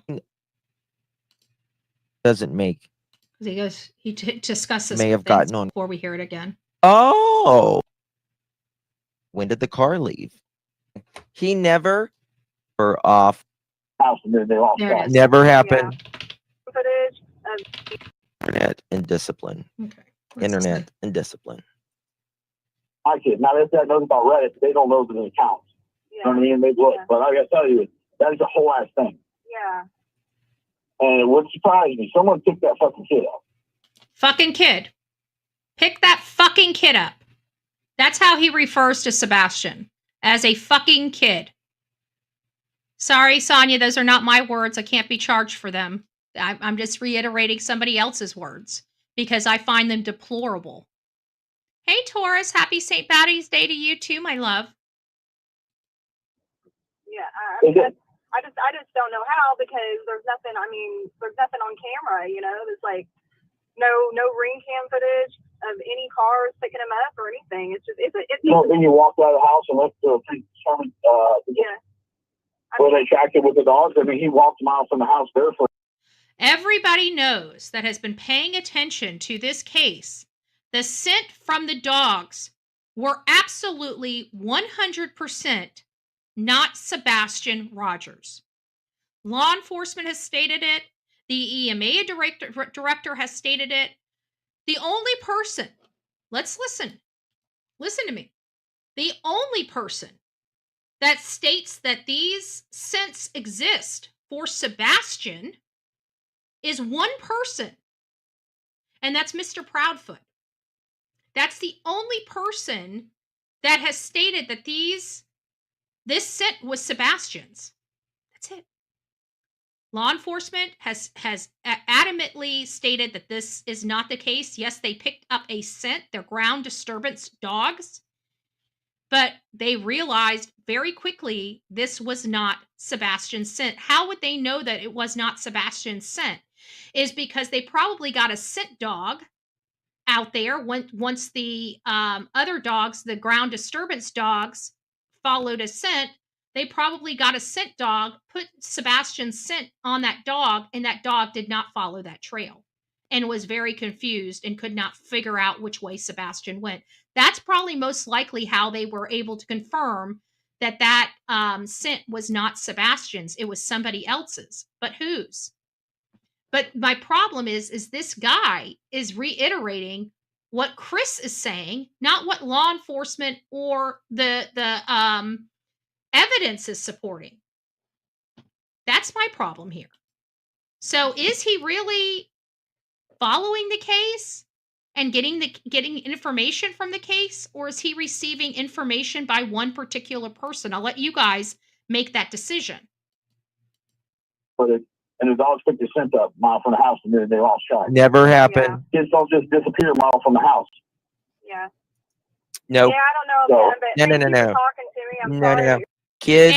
And secondly, who has ever said anything about a mile from the house?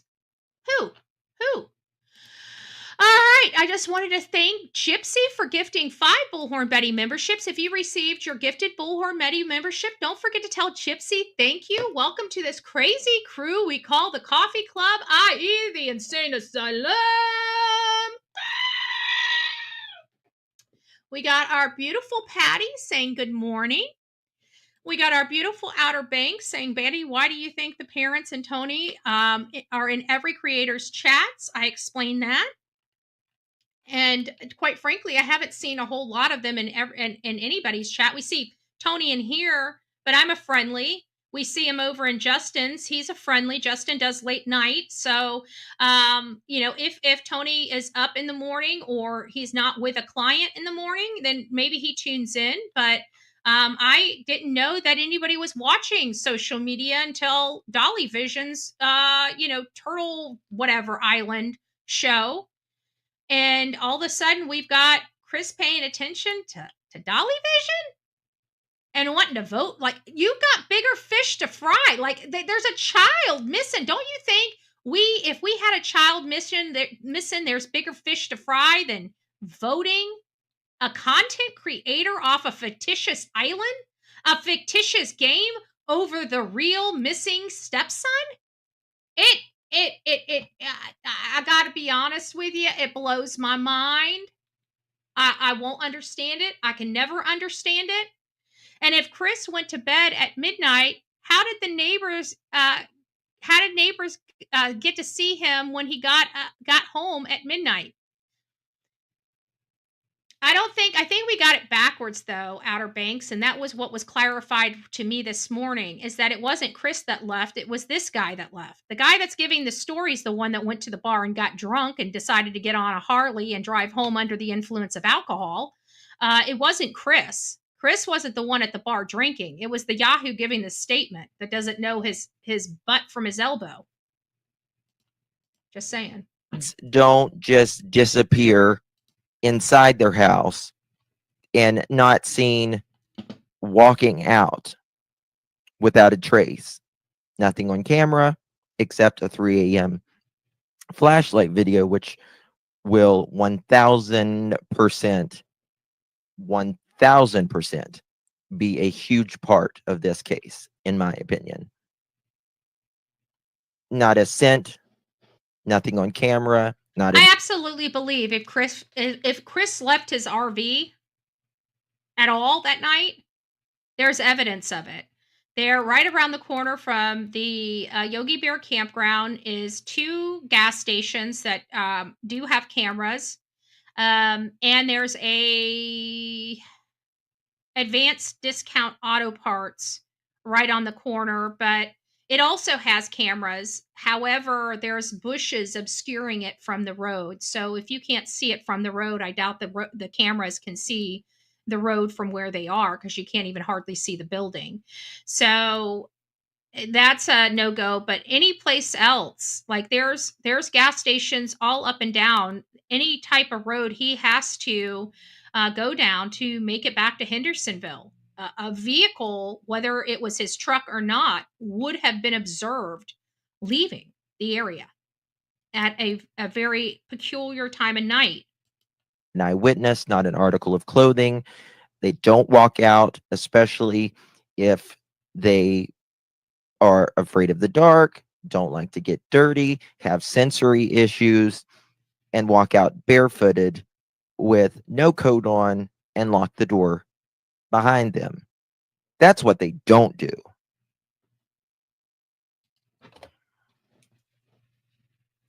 You're having to put up with so much bullshit. And I've never said anything negative about Chris or Katie. I know they don't like me, but I ain't never said nothing about them. So No, it's all good. I'm just keeping it real with you. I mean, the cadaver dogs chased that boy a mile. Cadaver dogs. The cadaver dogs chased that boy a mile away from his home. There's no possibility. His school is only a half a mile away from his home, and the construction site is literally a couple blocks, hardly a mile away from the home.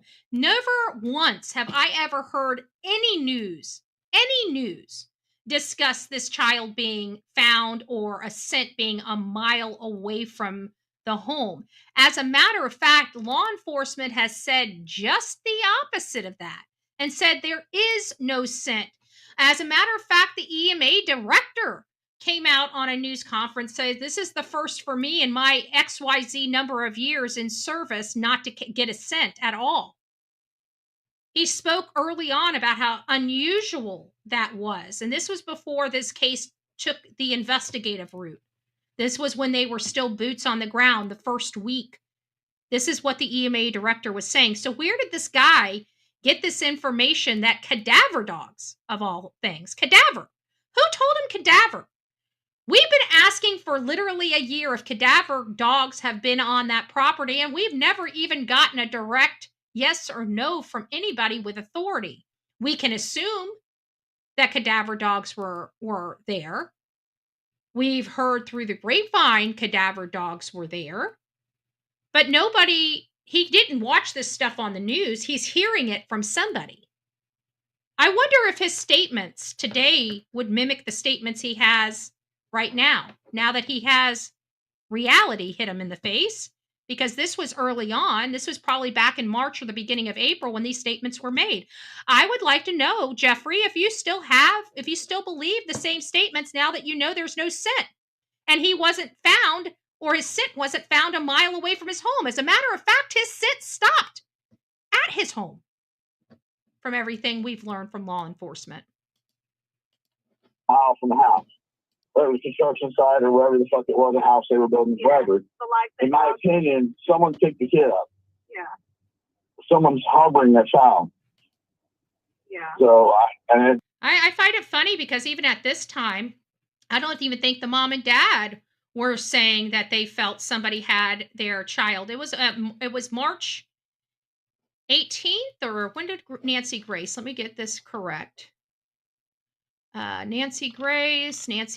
Let's get the date correct, because we know when we heard. It was Nancy Grace.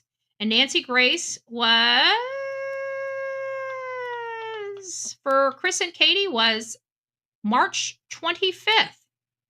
March 25th, which probably is March 24th, because we know how Nancy Grace works. She does her show and then she releases it the next day or later that day or something to that effect. But I'd have to say probably on March 24th was when it was aired.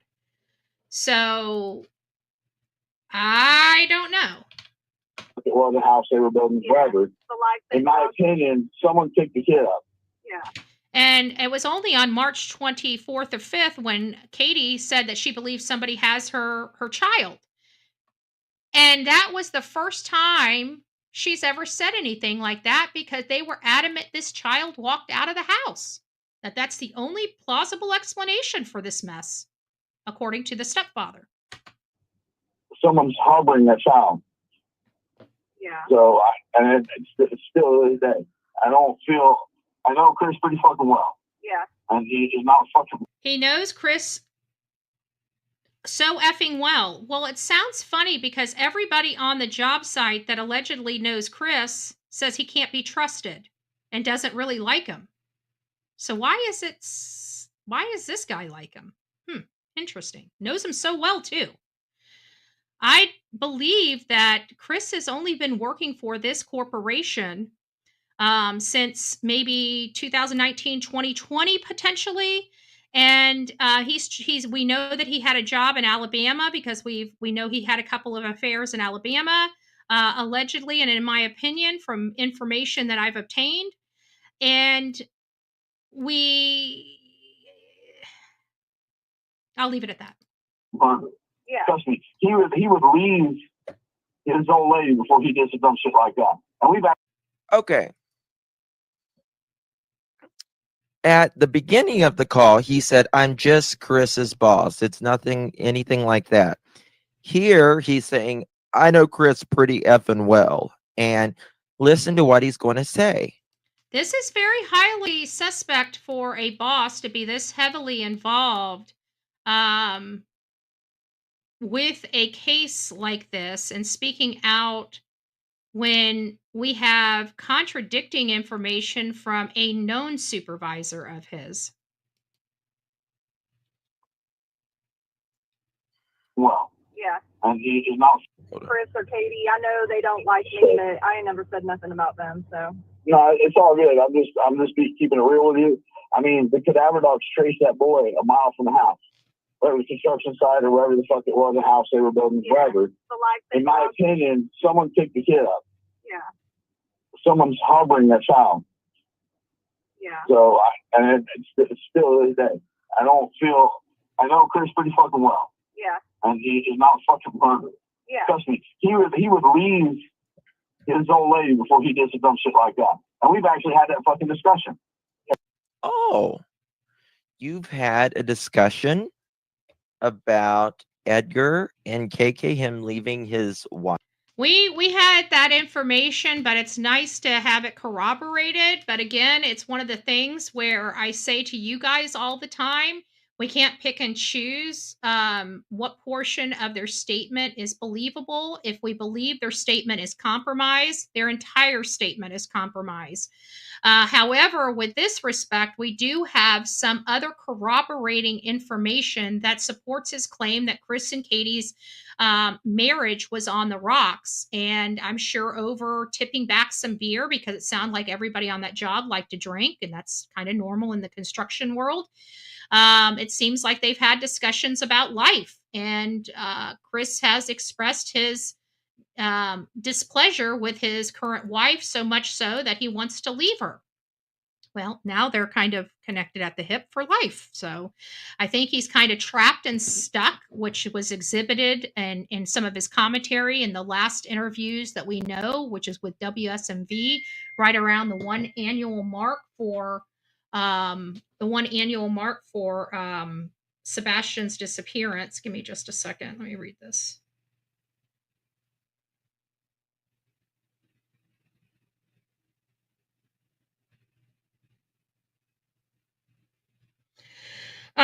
Charlie, yes, I did get the sighting of Sebastian yesterday, and I do appreciate that. But I think it has, if I recall correctly, it's already been, it's not a sighting of him, if I'm not mistaken. I did receive something, and then I received something else. So I'm not sure if it's a legit statement. I did see some photos that came on my desk, and for me personally, it doesn't look like Sebastian. That's interesting. But to answer the question, I am keeping my eye on it. That's very interesting. Coworker. And him leaving Kate. He's saying that they've had a conversation about him leaving KK. And him leaving Katie. Yeah. You know what I mean? Like, he was fucking unhappy and there's shit going on. And look. He's not happy and shit was going on. And I think Justin is accurate here when he starts. When Justin starts saying, you know, I wonder if this is the ultimatum. I think that that Justin's onto something. I think it was after this moment. If this story is true, again, it's hard for me to believe. I have to question everything being said from this guy's mouth, because it's clear that he has been misdirected and not going off true facts of the case as we know them from law enforcement, just the bare facts of the case. And that's causing me concern, because that means somebody else is feeding him the information. He's not getting it from the news. and I'm just going to leave, dude. I'll start over again. I was like, fuck it, do you? And is that where the ultimatum was given? I believe that was. I do agree with Justin on that. It's him or me.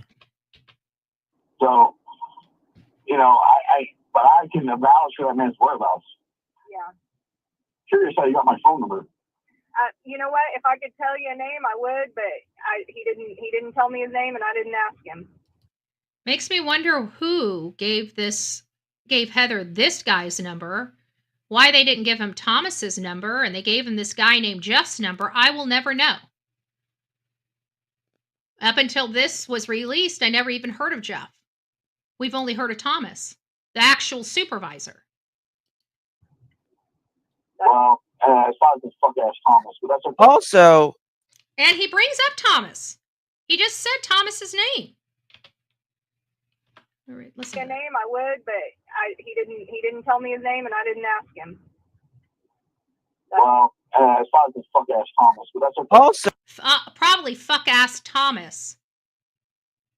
So the actual direct supervisor,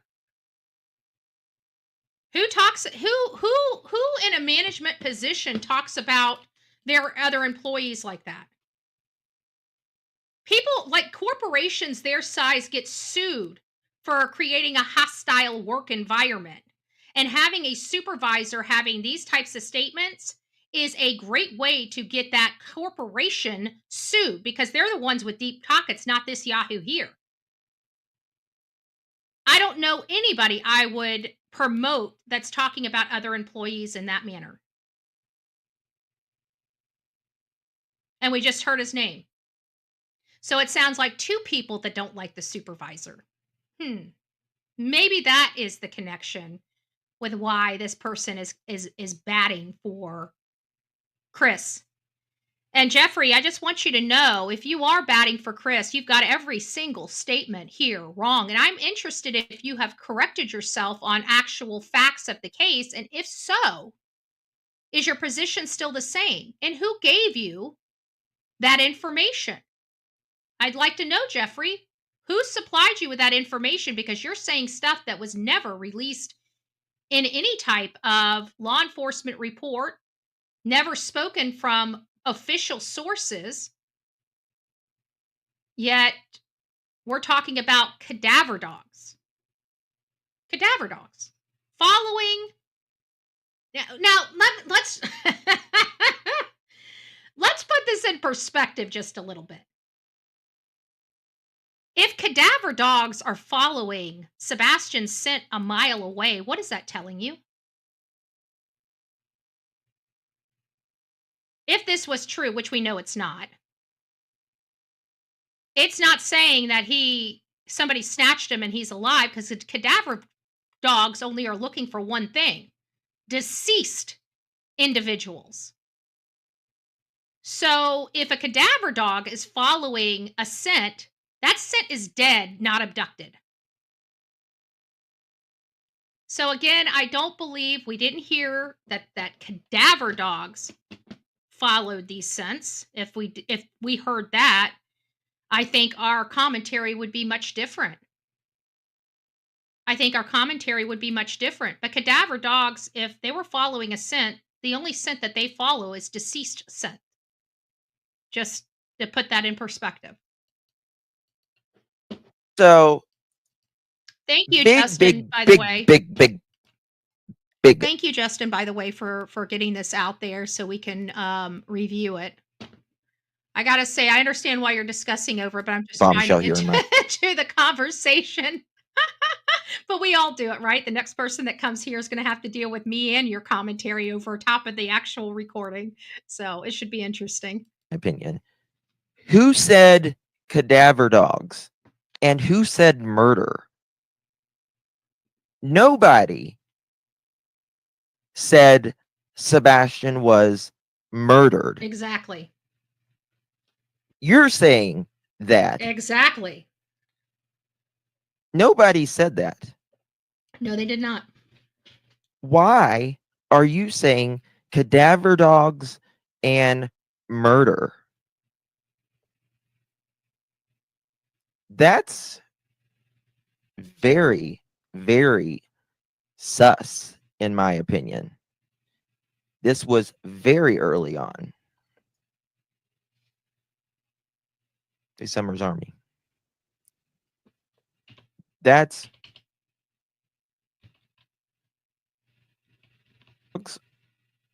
no child for There we go.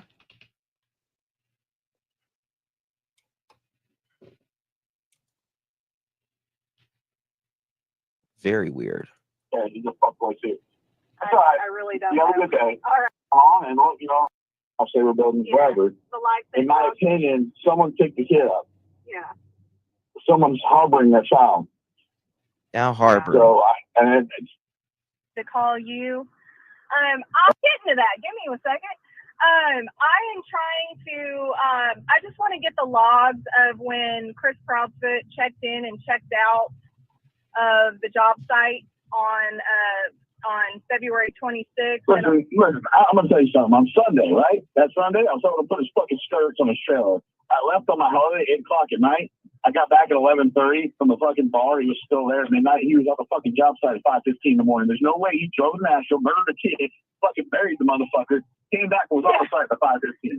That sounds like a conversation him and Chris had at a bar. Because who is saying, like Justin's saying, who's talking about murder at this juncture? And burying him. I think that's key. I'm sorry, I do. I'm sorry, I do. Because I truly believe this is a conversation that him and Mr. Proudfoot had. I truly believe that. 11:30 from the fucking bar. He was still there at midnight. He was at the fucking job site at 5:15 in the morning. There's no way he drove to Nashville, murdered a kid, fucking buried the motherfucker, came back and was on the site at 5:15. Yeah, just making sure I heard that right. And furthermore, how is a guy that's getting fresh out of a bar at 11:30 at night that's been there since 8 o'clock? Okay, let's face it. People go to the bar for what purpose? What purpose do you go to a bar for? Because if you just wanted a casual drink, wouldn't you give yourself a nightcap in your camper? So what person gave number? I don't know what that means.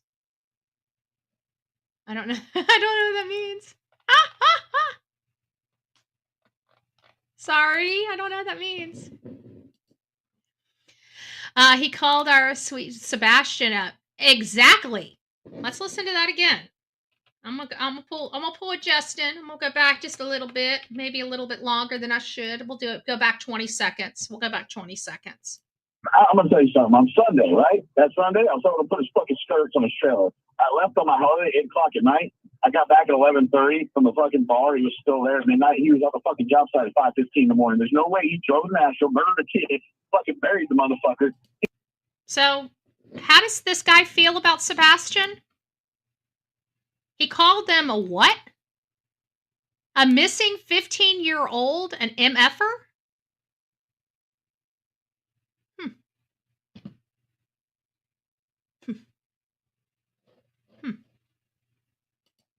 Came back and was on the site at 5:15.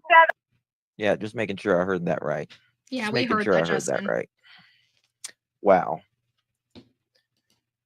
Well, everybody in the world knows how this man, his full name, by the way, and how this man feels about a missing 15-year-old child, because he was 15 years old at the time. I bet you that sounds more like Chris's interpretation of the events that transpired. And he's just reiterating it. If you had to ask me, that's what I truly believe. Because how else did he get this information? And why is he so involved? If he's just a supervisor, why is he so involved in this case? Why is he... It seems odd to me that this guy is so angry for Chris. So angry for him. He's showing more emotion than the mom and her husband when it comes to this kid. If you really ask me, listen to his emotion. He's hook, line, and sinker in this story. The only problem is every detail he thinks he knows is accurate is inaccurate. That's the problem. I wonder what his statements are today if he was presented with all of the information disputing his claims here. Aggressive. Yes, TD. Aggressive. That is crazy. Who said cadaver? Yeah,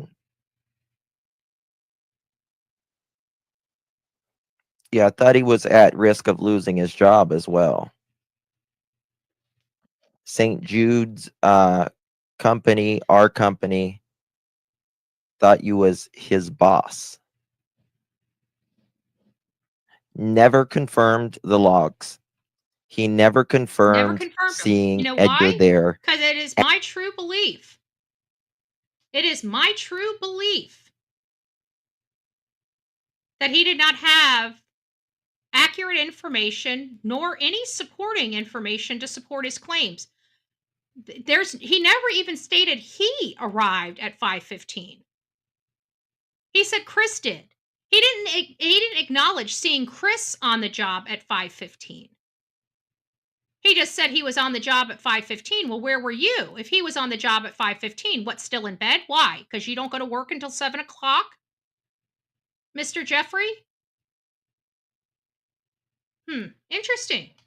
Interesting. And the actual direct supervisor, he clearly does not like either. At 5 o'clock. He says cameras were there at 5 o'clock. Okay. Now, let me show you something here that I have. We're going to get into some more things. This I want to get past because this is Jeff Lippman. Where else? Is the one that's been posting all this stuff publicly. He's the one calling Sebastian an MFer and all kinds of derogatory names in this. Let me get past all this stuff. This is the commentary about. When does he get back to the? Oh yeah, here I think this is important because this is he had to step away from he had to go get something and he had to step away. So he played this segment, and this is from Silvers on the Scene. Many of you guys know I absolutely adore Silvers and his wife. I think that they are great people that are really trying to find answers and help find justice for Sebastian Wayne Rogers. And you guys know my results from my one trip to Memphis. And then we have Silvers on the Scene that also made a trip to Memphis. And although I didn't speak to anybody of authority on the job, I parked kind of on a side road and I saw people walking to the job site. And so as I saw people exiting, I went up and asked them a little bit about, never once speaking about the stepfather specifically at all, never even indicated or mentioned his name, just general information like what time does the job open? What time does, because I didn't even know that these were separated crews or anything like that. They kind of explained it to me. I thought they were all hired by one corporation. They're not. They're from multiple different subcontractors and all types of things. And one of the absolute imperative answers I've got was that the tower crane operators don't get there with the rest of the ground crew, the crew that's inside of the building. They work inside, out of the elements. They have lights on where they can work because it's awfully dark at 5 o'clock in the morning in that area. And so they're arriving at work. The gate is officially opened. I drove by. There is when I drove by the first time, there was nobody manning the gate, but I didn't realize there was. There was a little shack there, and somebody comes out and sits on the chair by the shack, and I didn't see them. So it's actually a manned entrance as well. And those people, nobody drives in that entrance. At that time in the morning, everybody's parking on the side roads and walking in. And when you watch them walk, they walk through the dirt and into the inside of the building, and you can see all these people on the inside of the building working. And so I did talk to somebody in there that was a female, and I spoke to somebody that was a male. They both worked inside. I believe one was, if I'm not mistaken, I'm pretty sure one was a plumber and one was just she didn't really have, she did cleaning and stuff like that, but no actual skills. Like, she wasn't a licensed electrician or plumber. She was just in there. I don't know if she was a supervisor. I didn't ask her any further questioning than just identifying when the tower crane operators show up and when the tower cranes are starting to move. But that was to the extent of the conversations that I had with people there. And then, of course, months later, Silvers on the scene went out there as well. And this is what he actually spoke to. It sounds like a direct supervisor. It sounds like he spoke to Thomas, to be honest with you. And this is his findings. To make sure, an RV place in Memphis that I'd never been to see if Chris had stayed there. Because based on where I was looking, it would make sense for Chris to stay there. It's the closest RV to the job site. Oh, and that's one thing we reported here, is that there is no possibility. I already knew this before I went out there, and I even told everybody, he did not stay on that job site. He did not stay on that job site. I knew that before anybody, because I know large job sites. My father was a subcontractor. He was a master electrician. He did industrial buildings before. And I know for an absolute fact that due to liability, they will not let people stay on that job. There may be a security officer that drives by and everything like that, but they're not, the liability of something happening with somebody on the job.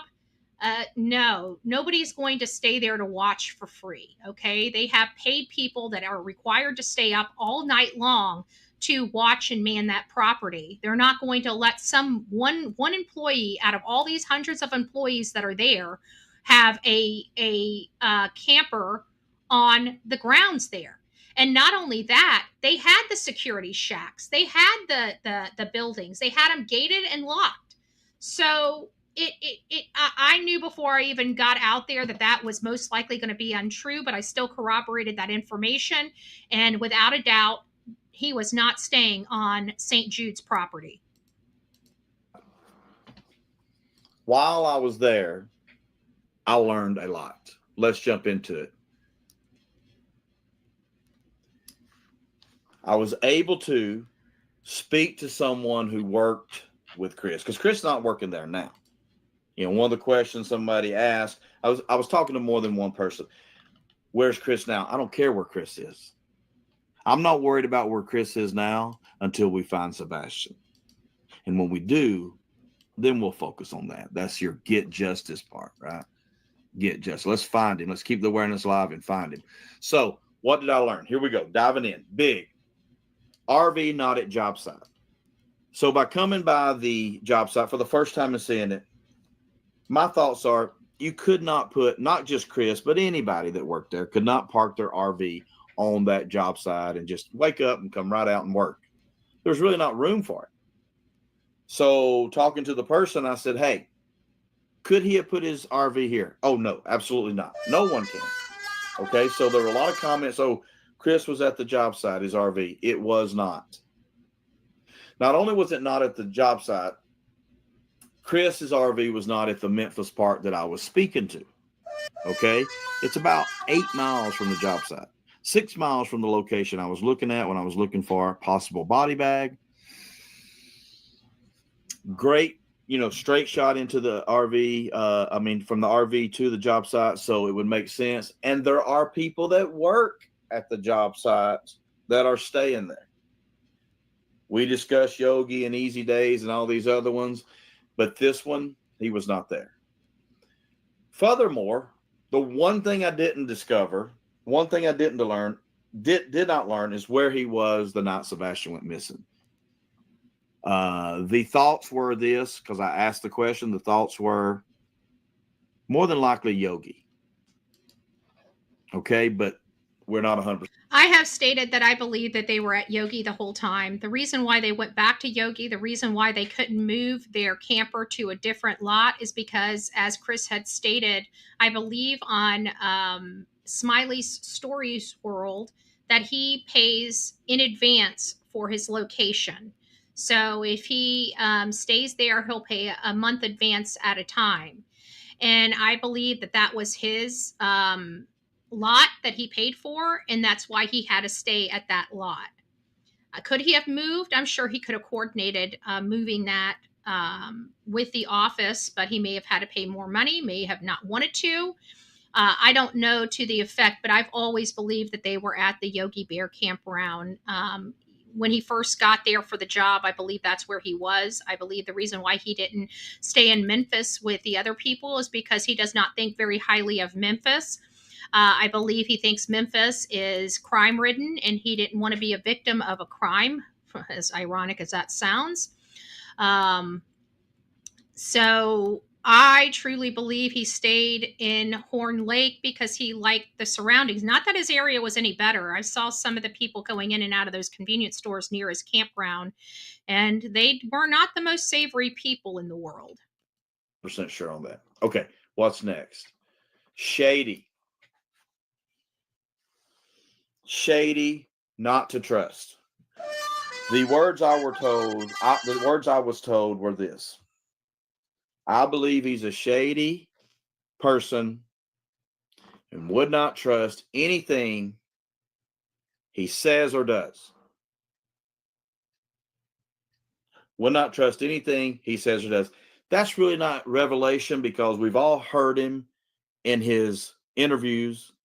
I just want to know why a construction company working on a child's hospital would be promoting anybody that refers to a disabled child and a missing child as a mother clucker.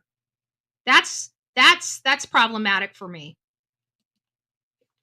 Where we see him, or where he calls into channels or podcasts, or ever how he's talking, this is allegedly in my opinion, but at the same time, I don't know Chris Proudfoot. I've never met him. I've never spoken to him. All I have to go on are his own words and behaviors. And I've said this before. Go back, find some videos. His words and behaviors make him unlikable.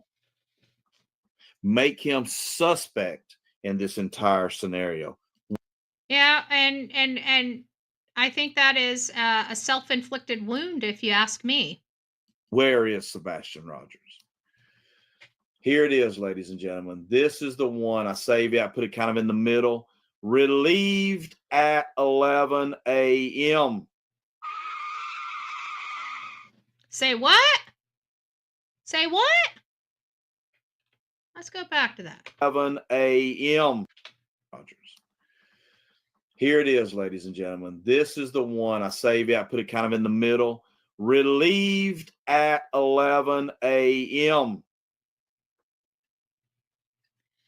We have learned through our work, based upon actual people that I've spoken to. Now, I can't say who they are or whether I trust them. I just don't see why strangers have a reason to lie when I never asked a specific question about Mr. Proudfoot, or even indicated anything about me being there for Mr. Proudfoot or anything. I was just curious about the cranes operation, and the time people were coming in. And I have an issue with the 11 a.m. because, according to the timeline I've put together, the way things would have most likely, in my opinion, have happened is Chris got a call at 6 o'clock. I don't know where he was sitting. Was he sitting in his vehicle? Was he driving to the job? I don't know. He may have been driving to the job because there was probably movement in the background that law enforcement could hear. But I truly believe that that movement was him driving. because according to everything that we have, and by corroboration of a person we know was his direct supervisor, it is learned that he did not get on the job until most likely after 6:30 or after, and he got on the crane around 7 a.m. to start work. So if you look at the timeline, the only way that would have been possible is that he didn't even clock in until after his conversation with law enforcement and his wife was concluded. Then he clocks in, because that happened at around what time? He hung up the phone around 6:45 in the morning, which is exactly the time that we believe he showed up to work. And he got on the job and up in the crane by 7 o'clock.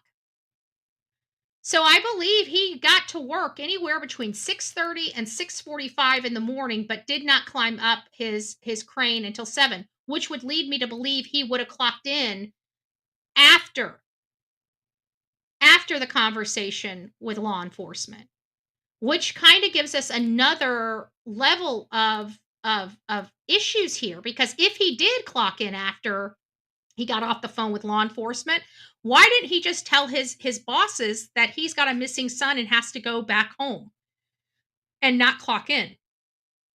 Or immediately realize that his stepson is missing and tell them that he's got to go. Much like Leilani Simon's boyfriend did when he found out Quentin was missing.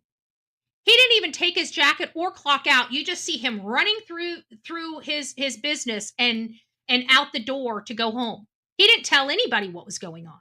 He just ran. And this is a young kid that's on drugs, has better common sense than a grown-ass man that's a military trained guy. I don't know. Yeah, there's that pause. Let me pause a little longer. Relieved at 11 a.m. Chris was deemed unsafe on the job site. Yeah, you heard me right. Okay. So now this is another content creator that is trusted. I trust Silver's on the scene. I trust his words. I trust when he says he spoke to somebody, that he truly spoke to somebody. So now you have me that went out there in June, even though I didn't speak directly about Chris or his job or trying to get any information to confirm what time he got there. But I did find out that, one, he wouldn't have been there until after 6:30. I didn't know specifically what time. It wasn't until Silver's on the scene that I realized what time he truly got there, and then that made sense to me.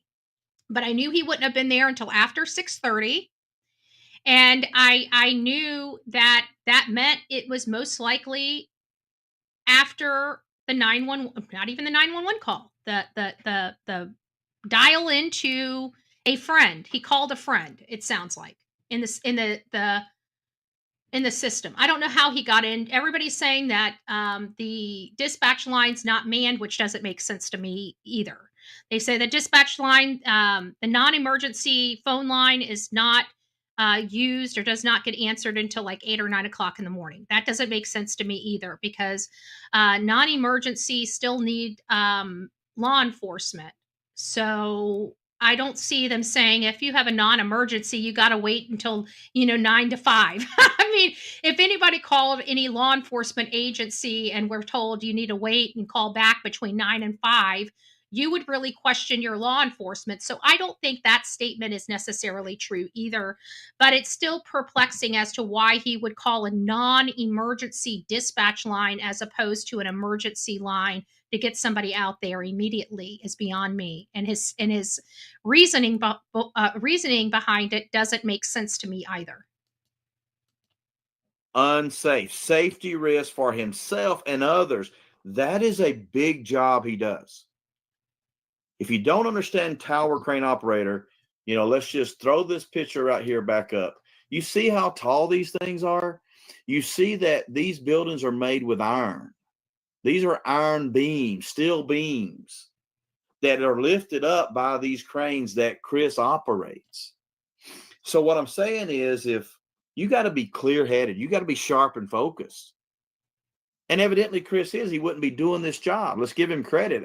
Evidently he's sharp and focused, and he can operate one of these, because he's up there. He's way up there himself operating this thing. But on this day, ooh, we don't want that revealed. Hold on. On this day at 11 a.m., 4.5 hours. That's right. 4.5 hours after reporting his stepson missing. That to me is huge. It's huge for several reasons.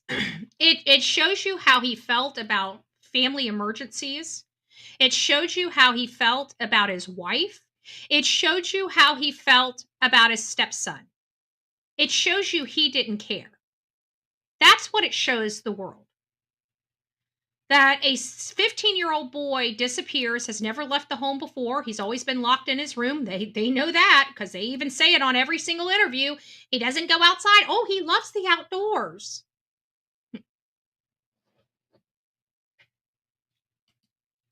Meaning, three-way call with Katie, 6:30 a.m. Not only is he still working, he's still working at 11 a.m. We'll talk about that in a minute. But he was relieved because he was not focused. Does anybody find it odd that he has most likely never been kicked off a job before, in this one morning that his stepson disappears? He was off his game. He was nasty to people. He was putting other people's lives in danger. He wasn't following instruction. Does anybody find that in and of itself a little odd? I find that odd. I got to be honest with you. I find it odd that of all days for this to happen on his job site, it's the day after or the morning of his stepson disappearing. I don't know. I got some Not questions. focused, off. OFF. He was off. On the same day, his stepson goes missing. So he was relieved. Chris wants to tell you, everyone listen, myself and anyone who will listen, that the reason he didn't get home till 1:30 or 2, leaving the job site at 11, I don't know if he specifically said 11, but he probably did, was because no one was there to relieve him. BS. We found this out from Thomas, the supervisor, that there was a couple people that could have relieved him. And now he's reiterating this as he has found out this information to be credible. So it's been corroborated in person. Allegedly, in my opinion, but hey, I've been told there were more than one relievers. There was at least one reliever and possibly two on the site that day. Come on, Chris. That, to me, is a problem. Maybe I should have used this one.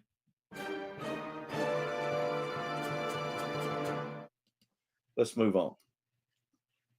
Arrived 6:30 a.m. Chris wants to make you believe 5:15. Why would he need to be at the jobs? Let's think about this for a second. Why would a tower crane operator? So that means if he arrived at the job at 6:30, that means he was not at the job when he received the call from his wife at 6:03. But it does indicate that he did not make a call to law enforcement until he was at the job, because he needed law enforcement to believe he was on the job when he made the call. So he's not making the call from his camper. He's making the call from his job. Do we find it odd that it took him 30 minutes before they called law enforcement, when they kept telling everybody from Dutch's interview, the WSMV interview, and the Hands interview that they called immediately? As soon as they realized he was nowhere in the house and not in his favorite hiding places, they called law enforcement immediately, even citing, because that's what parents are supposed to do. That's his words, not mine. So why did it take them a half an hour to make the call? It takes them 21 to 22 minutes to get from Yogi Bear Campground to his job. He told Holly Thompson in the first WSMV video that he had a bud in his ears from his workers and a bud in his ears from his phone, which I'm hearing that phones are not allowed. Just saying. That's what I heard. I can't corroborate that. It's just a rumor. But I heard that you're not supposed to have cell phones while you're operating the tower crane. So now we have a situation where he's not arriving to work until 6:30, and the call to law enforcement doesn't happen until 6:33, some 3 minutes after he arrives at work. This doesn't make sense to me. OSHA violation big time. This doesn't make sense to me.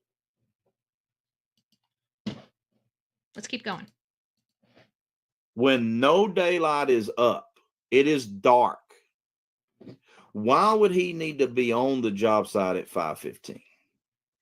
I think you've seen some other creators go out there and see that others may show up, inside workers, drywall workers, many different types of construction people at 5:15. What I was told is there would be no reason to be there before 6:30 a.m. And then you're going to start. This is the importance of fact finding. And this is the very real lack thereof of mainstream media. This should be Nick Barris doing this. This should be Holly Thompson doing this. Why aren't they verifying any facts? Isn't that what investigative journalism truly is? Taking somebody's statement and looking into it? Yet we've had nobody from their local mainstream media talk to anybody over in Memphis. Don't we find that a little strange? How can news organizations have their facts straight when they're not even searching for the facts?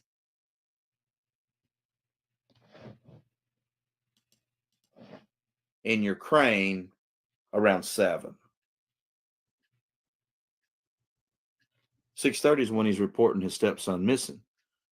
4.5 hours later, he's relieved. Why tell us 5:15? Come on, Chris. Let's be honest. Chris never told us 5:15. He told Heather. And Heather called somebody, obviously a friend. Are we really wanting to lay put our faith into a friend that likes to get on his motorcycle at 8 p.m., go to a bar, get drunk, get back on their motorcycle, violate the law, drive home intoxicated? And yet they say Chris was on the job at 5:15, but never indicate that they were? And why did this PI not ask a very crucial question? Did you physically see Chris at the job at 5:15 in the morning? How did you learn that Chris was at the job at 5:15 in the morning? Those are crucial questions. And it's pretty sad that an internet PI doesn't have the wherewithal to ask the appropriate questions when you have a person speaking on the phone. You're talking about yourself and how you're being ate up on social media. Wah! Would you like to walk in my shoes for 3 years? Wah!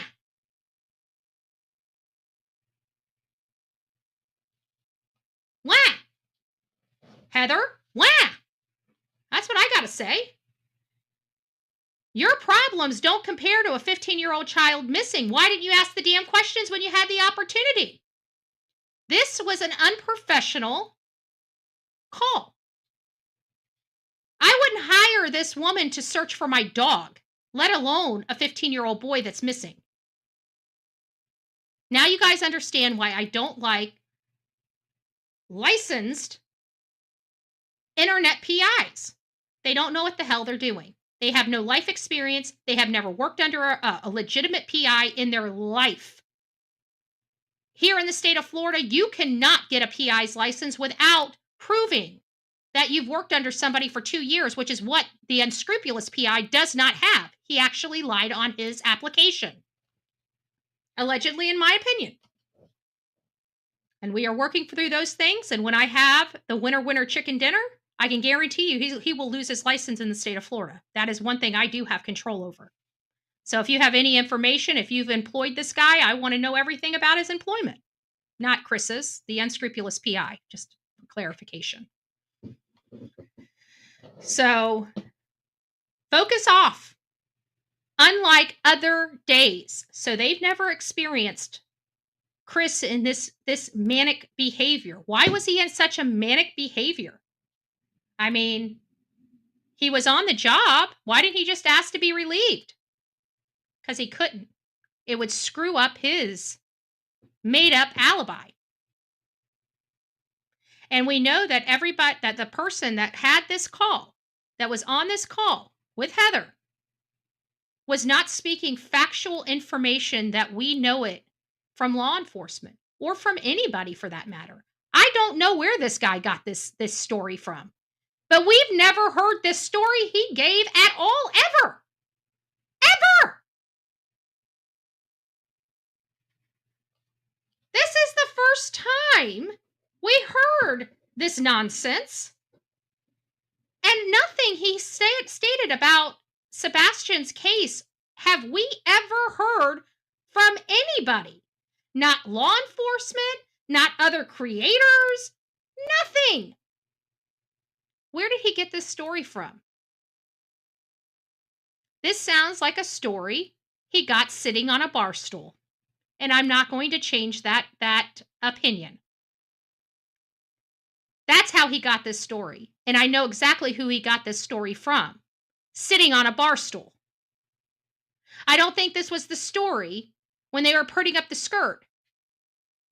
And again, I question the skirt being put on late February from the conversations I have with people that have experience with fifth wheels in the cold. Again, I'm a Florida girl. We don't put skirts on our fifth wheels here in Florida. Just saying. It's a waste of time. So we've never seen his RV with a skirt on it. Has there ever been a photo, even at the beginning of this case, when his camper was there? Did we ever see a skirt on that camper? Have we ever seen any type of photo with a skirt on that camper? Raise your hand if you've seen a photo of that fifth wheel with a skirt on it. Raise your hand if you've ever seen a photo of that fifth wheel with a skirt on it.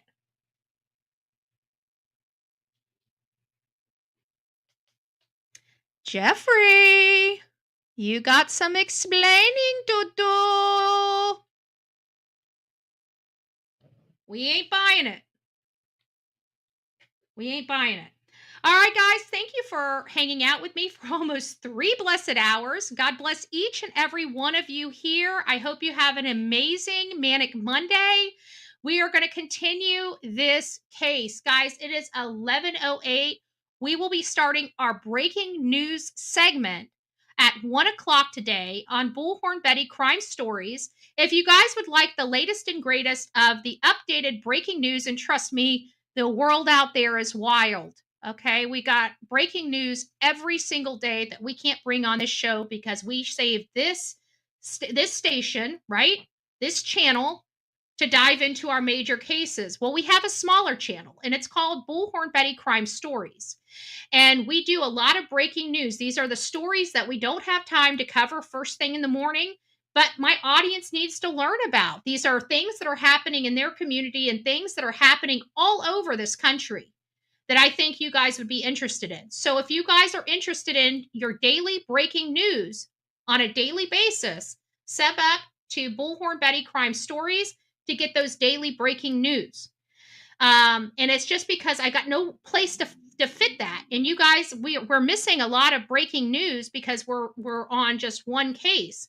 There might be another case that might affect you or your community that you might be able to help with, that you might be able to advocate for, even though we can't take deep dives into them. We are starting to take deeper dives into, say, Sudiksha,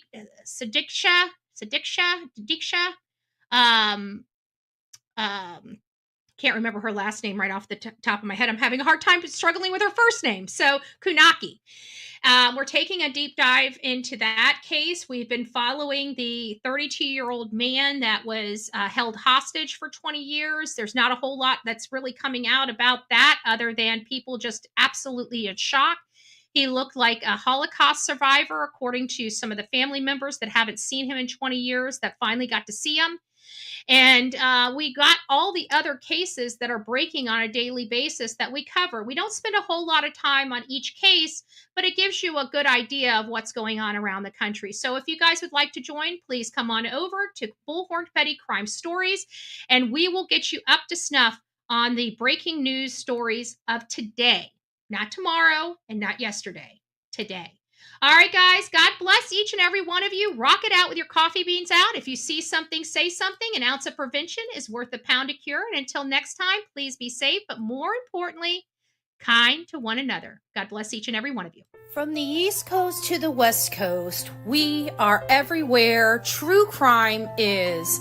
We are asking for the public's help. We are searching in the woods. We are doing what it takes here on the Bullhorn Betty channels to find answers to the most alarming cases we have been watching on the news.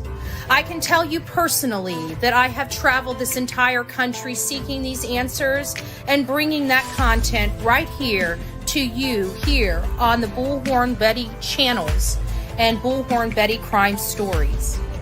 We are happy with the work that we've done. We brought many answers to the public, and we have defied mainstream media in our pursuit of the truth in these cases. We will continue to work, we will continue to fight for these victims, and we will continue to tell their stories here on my channels.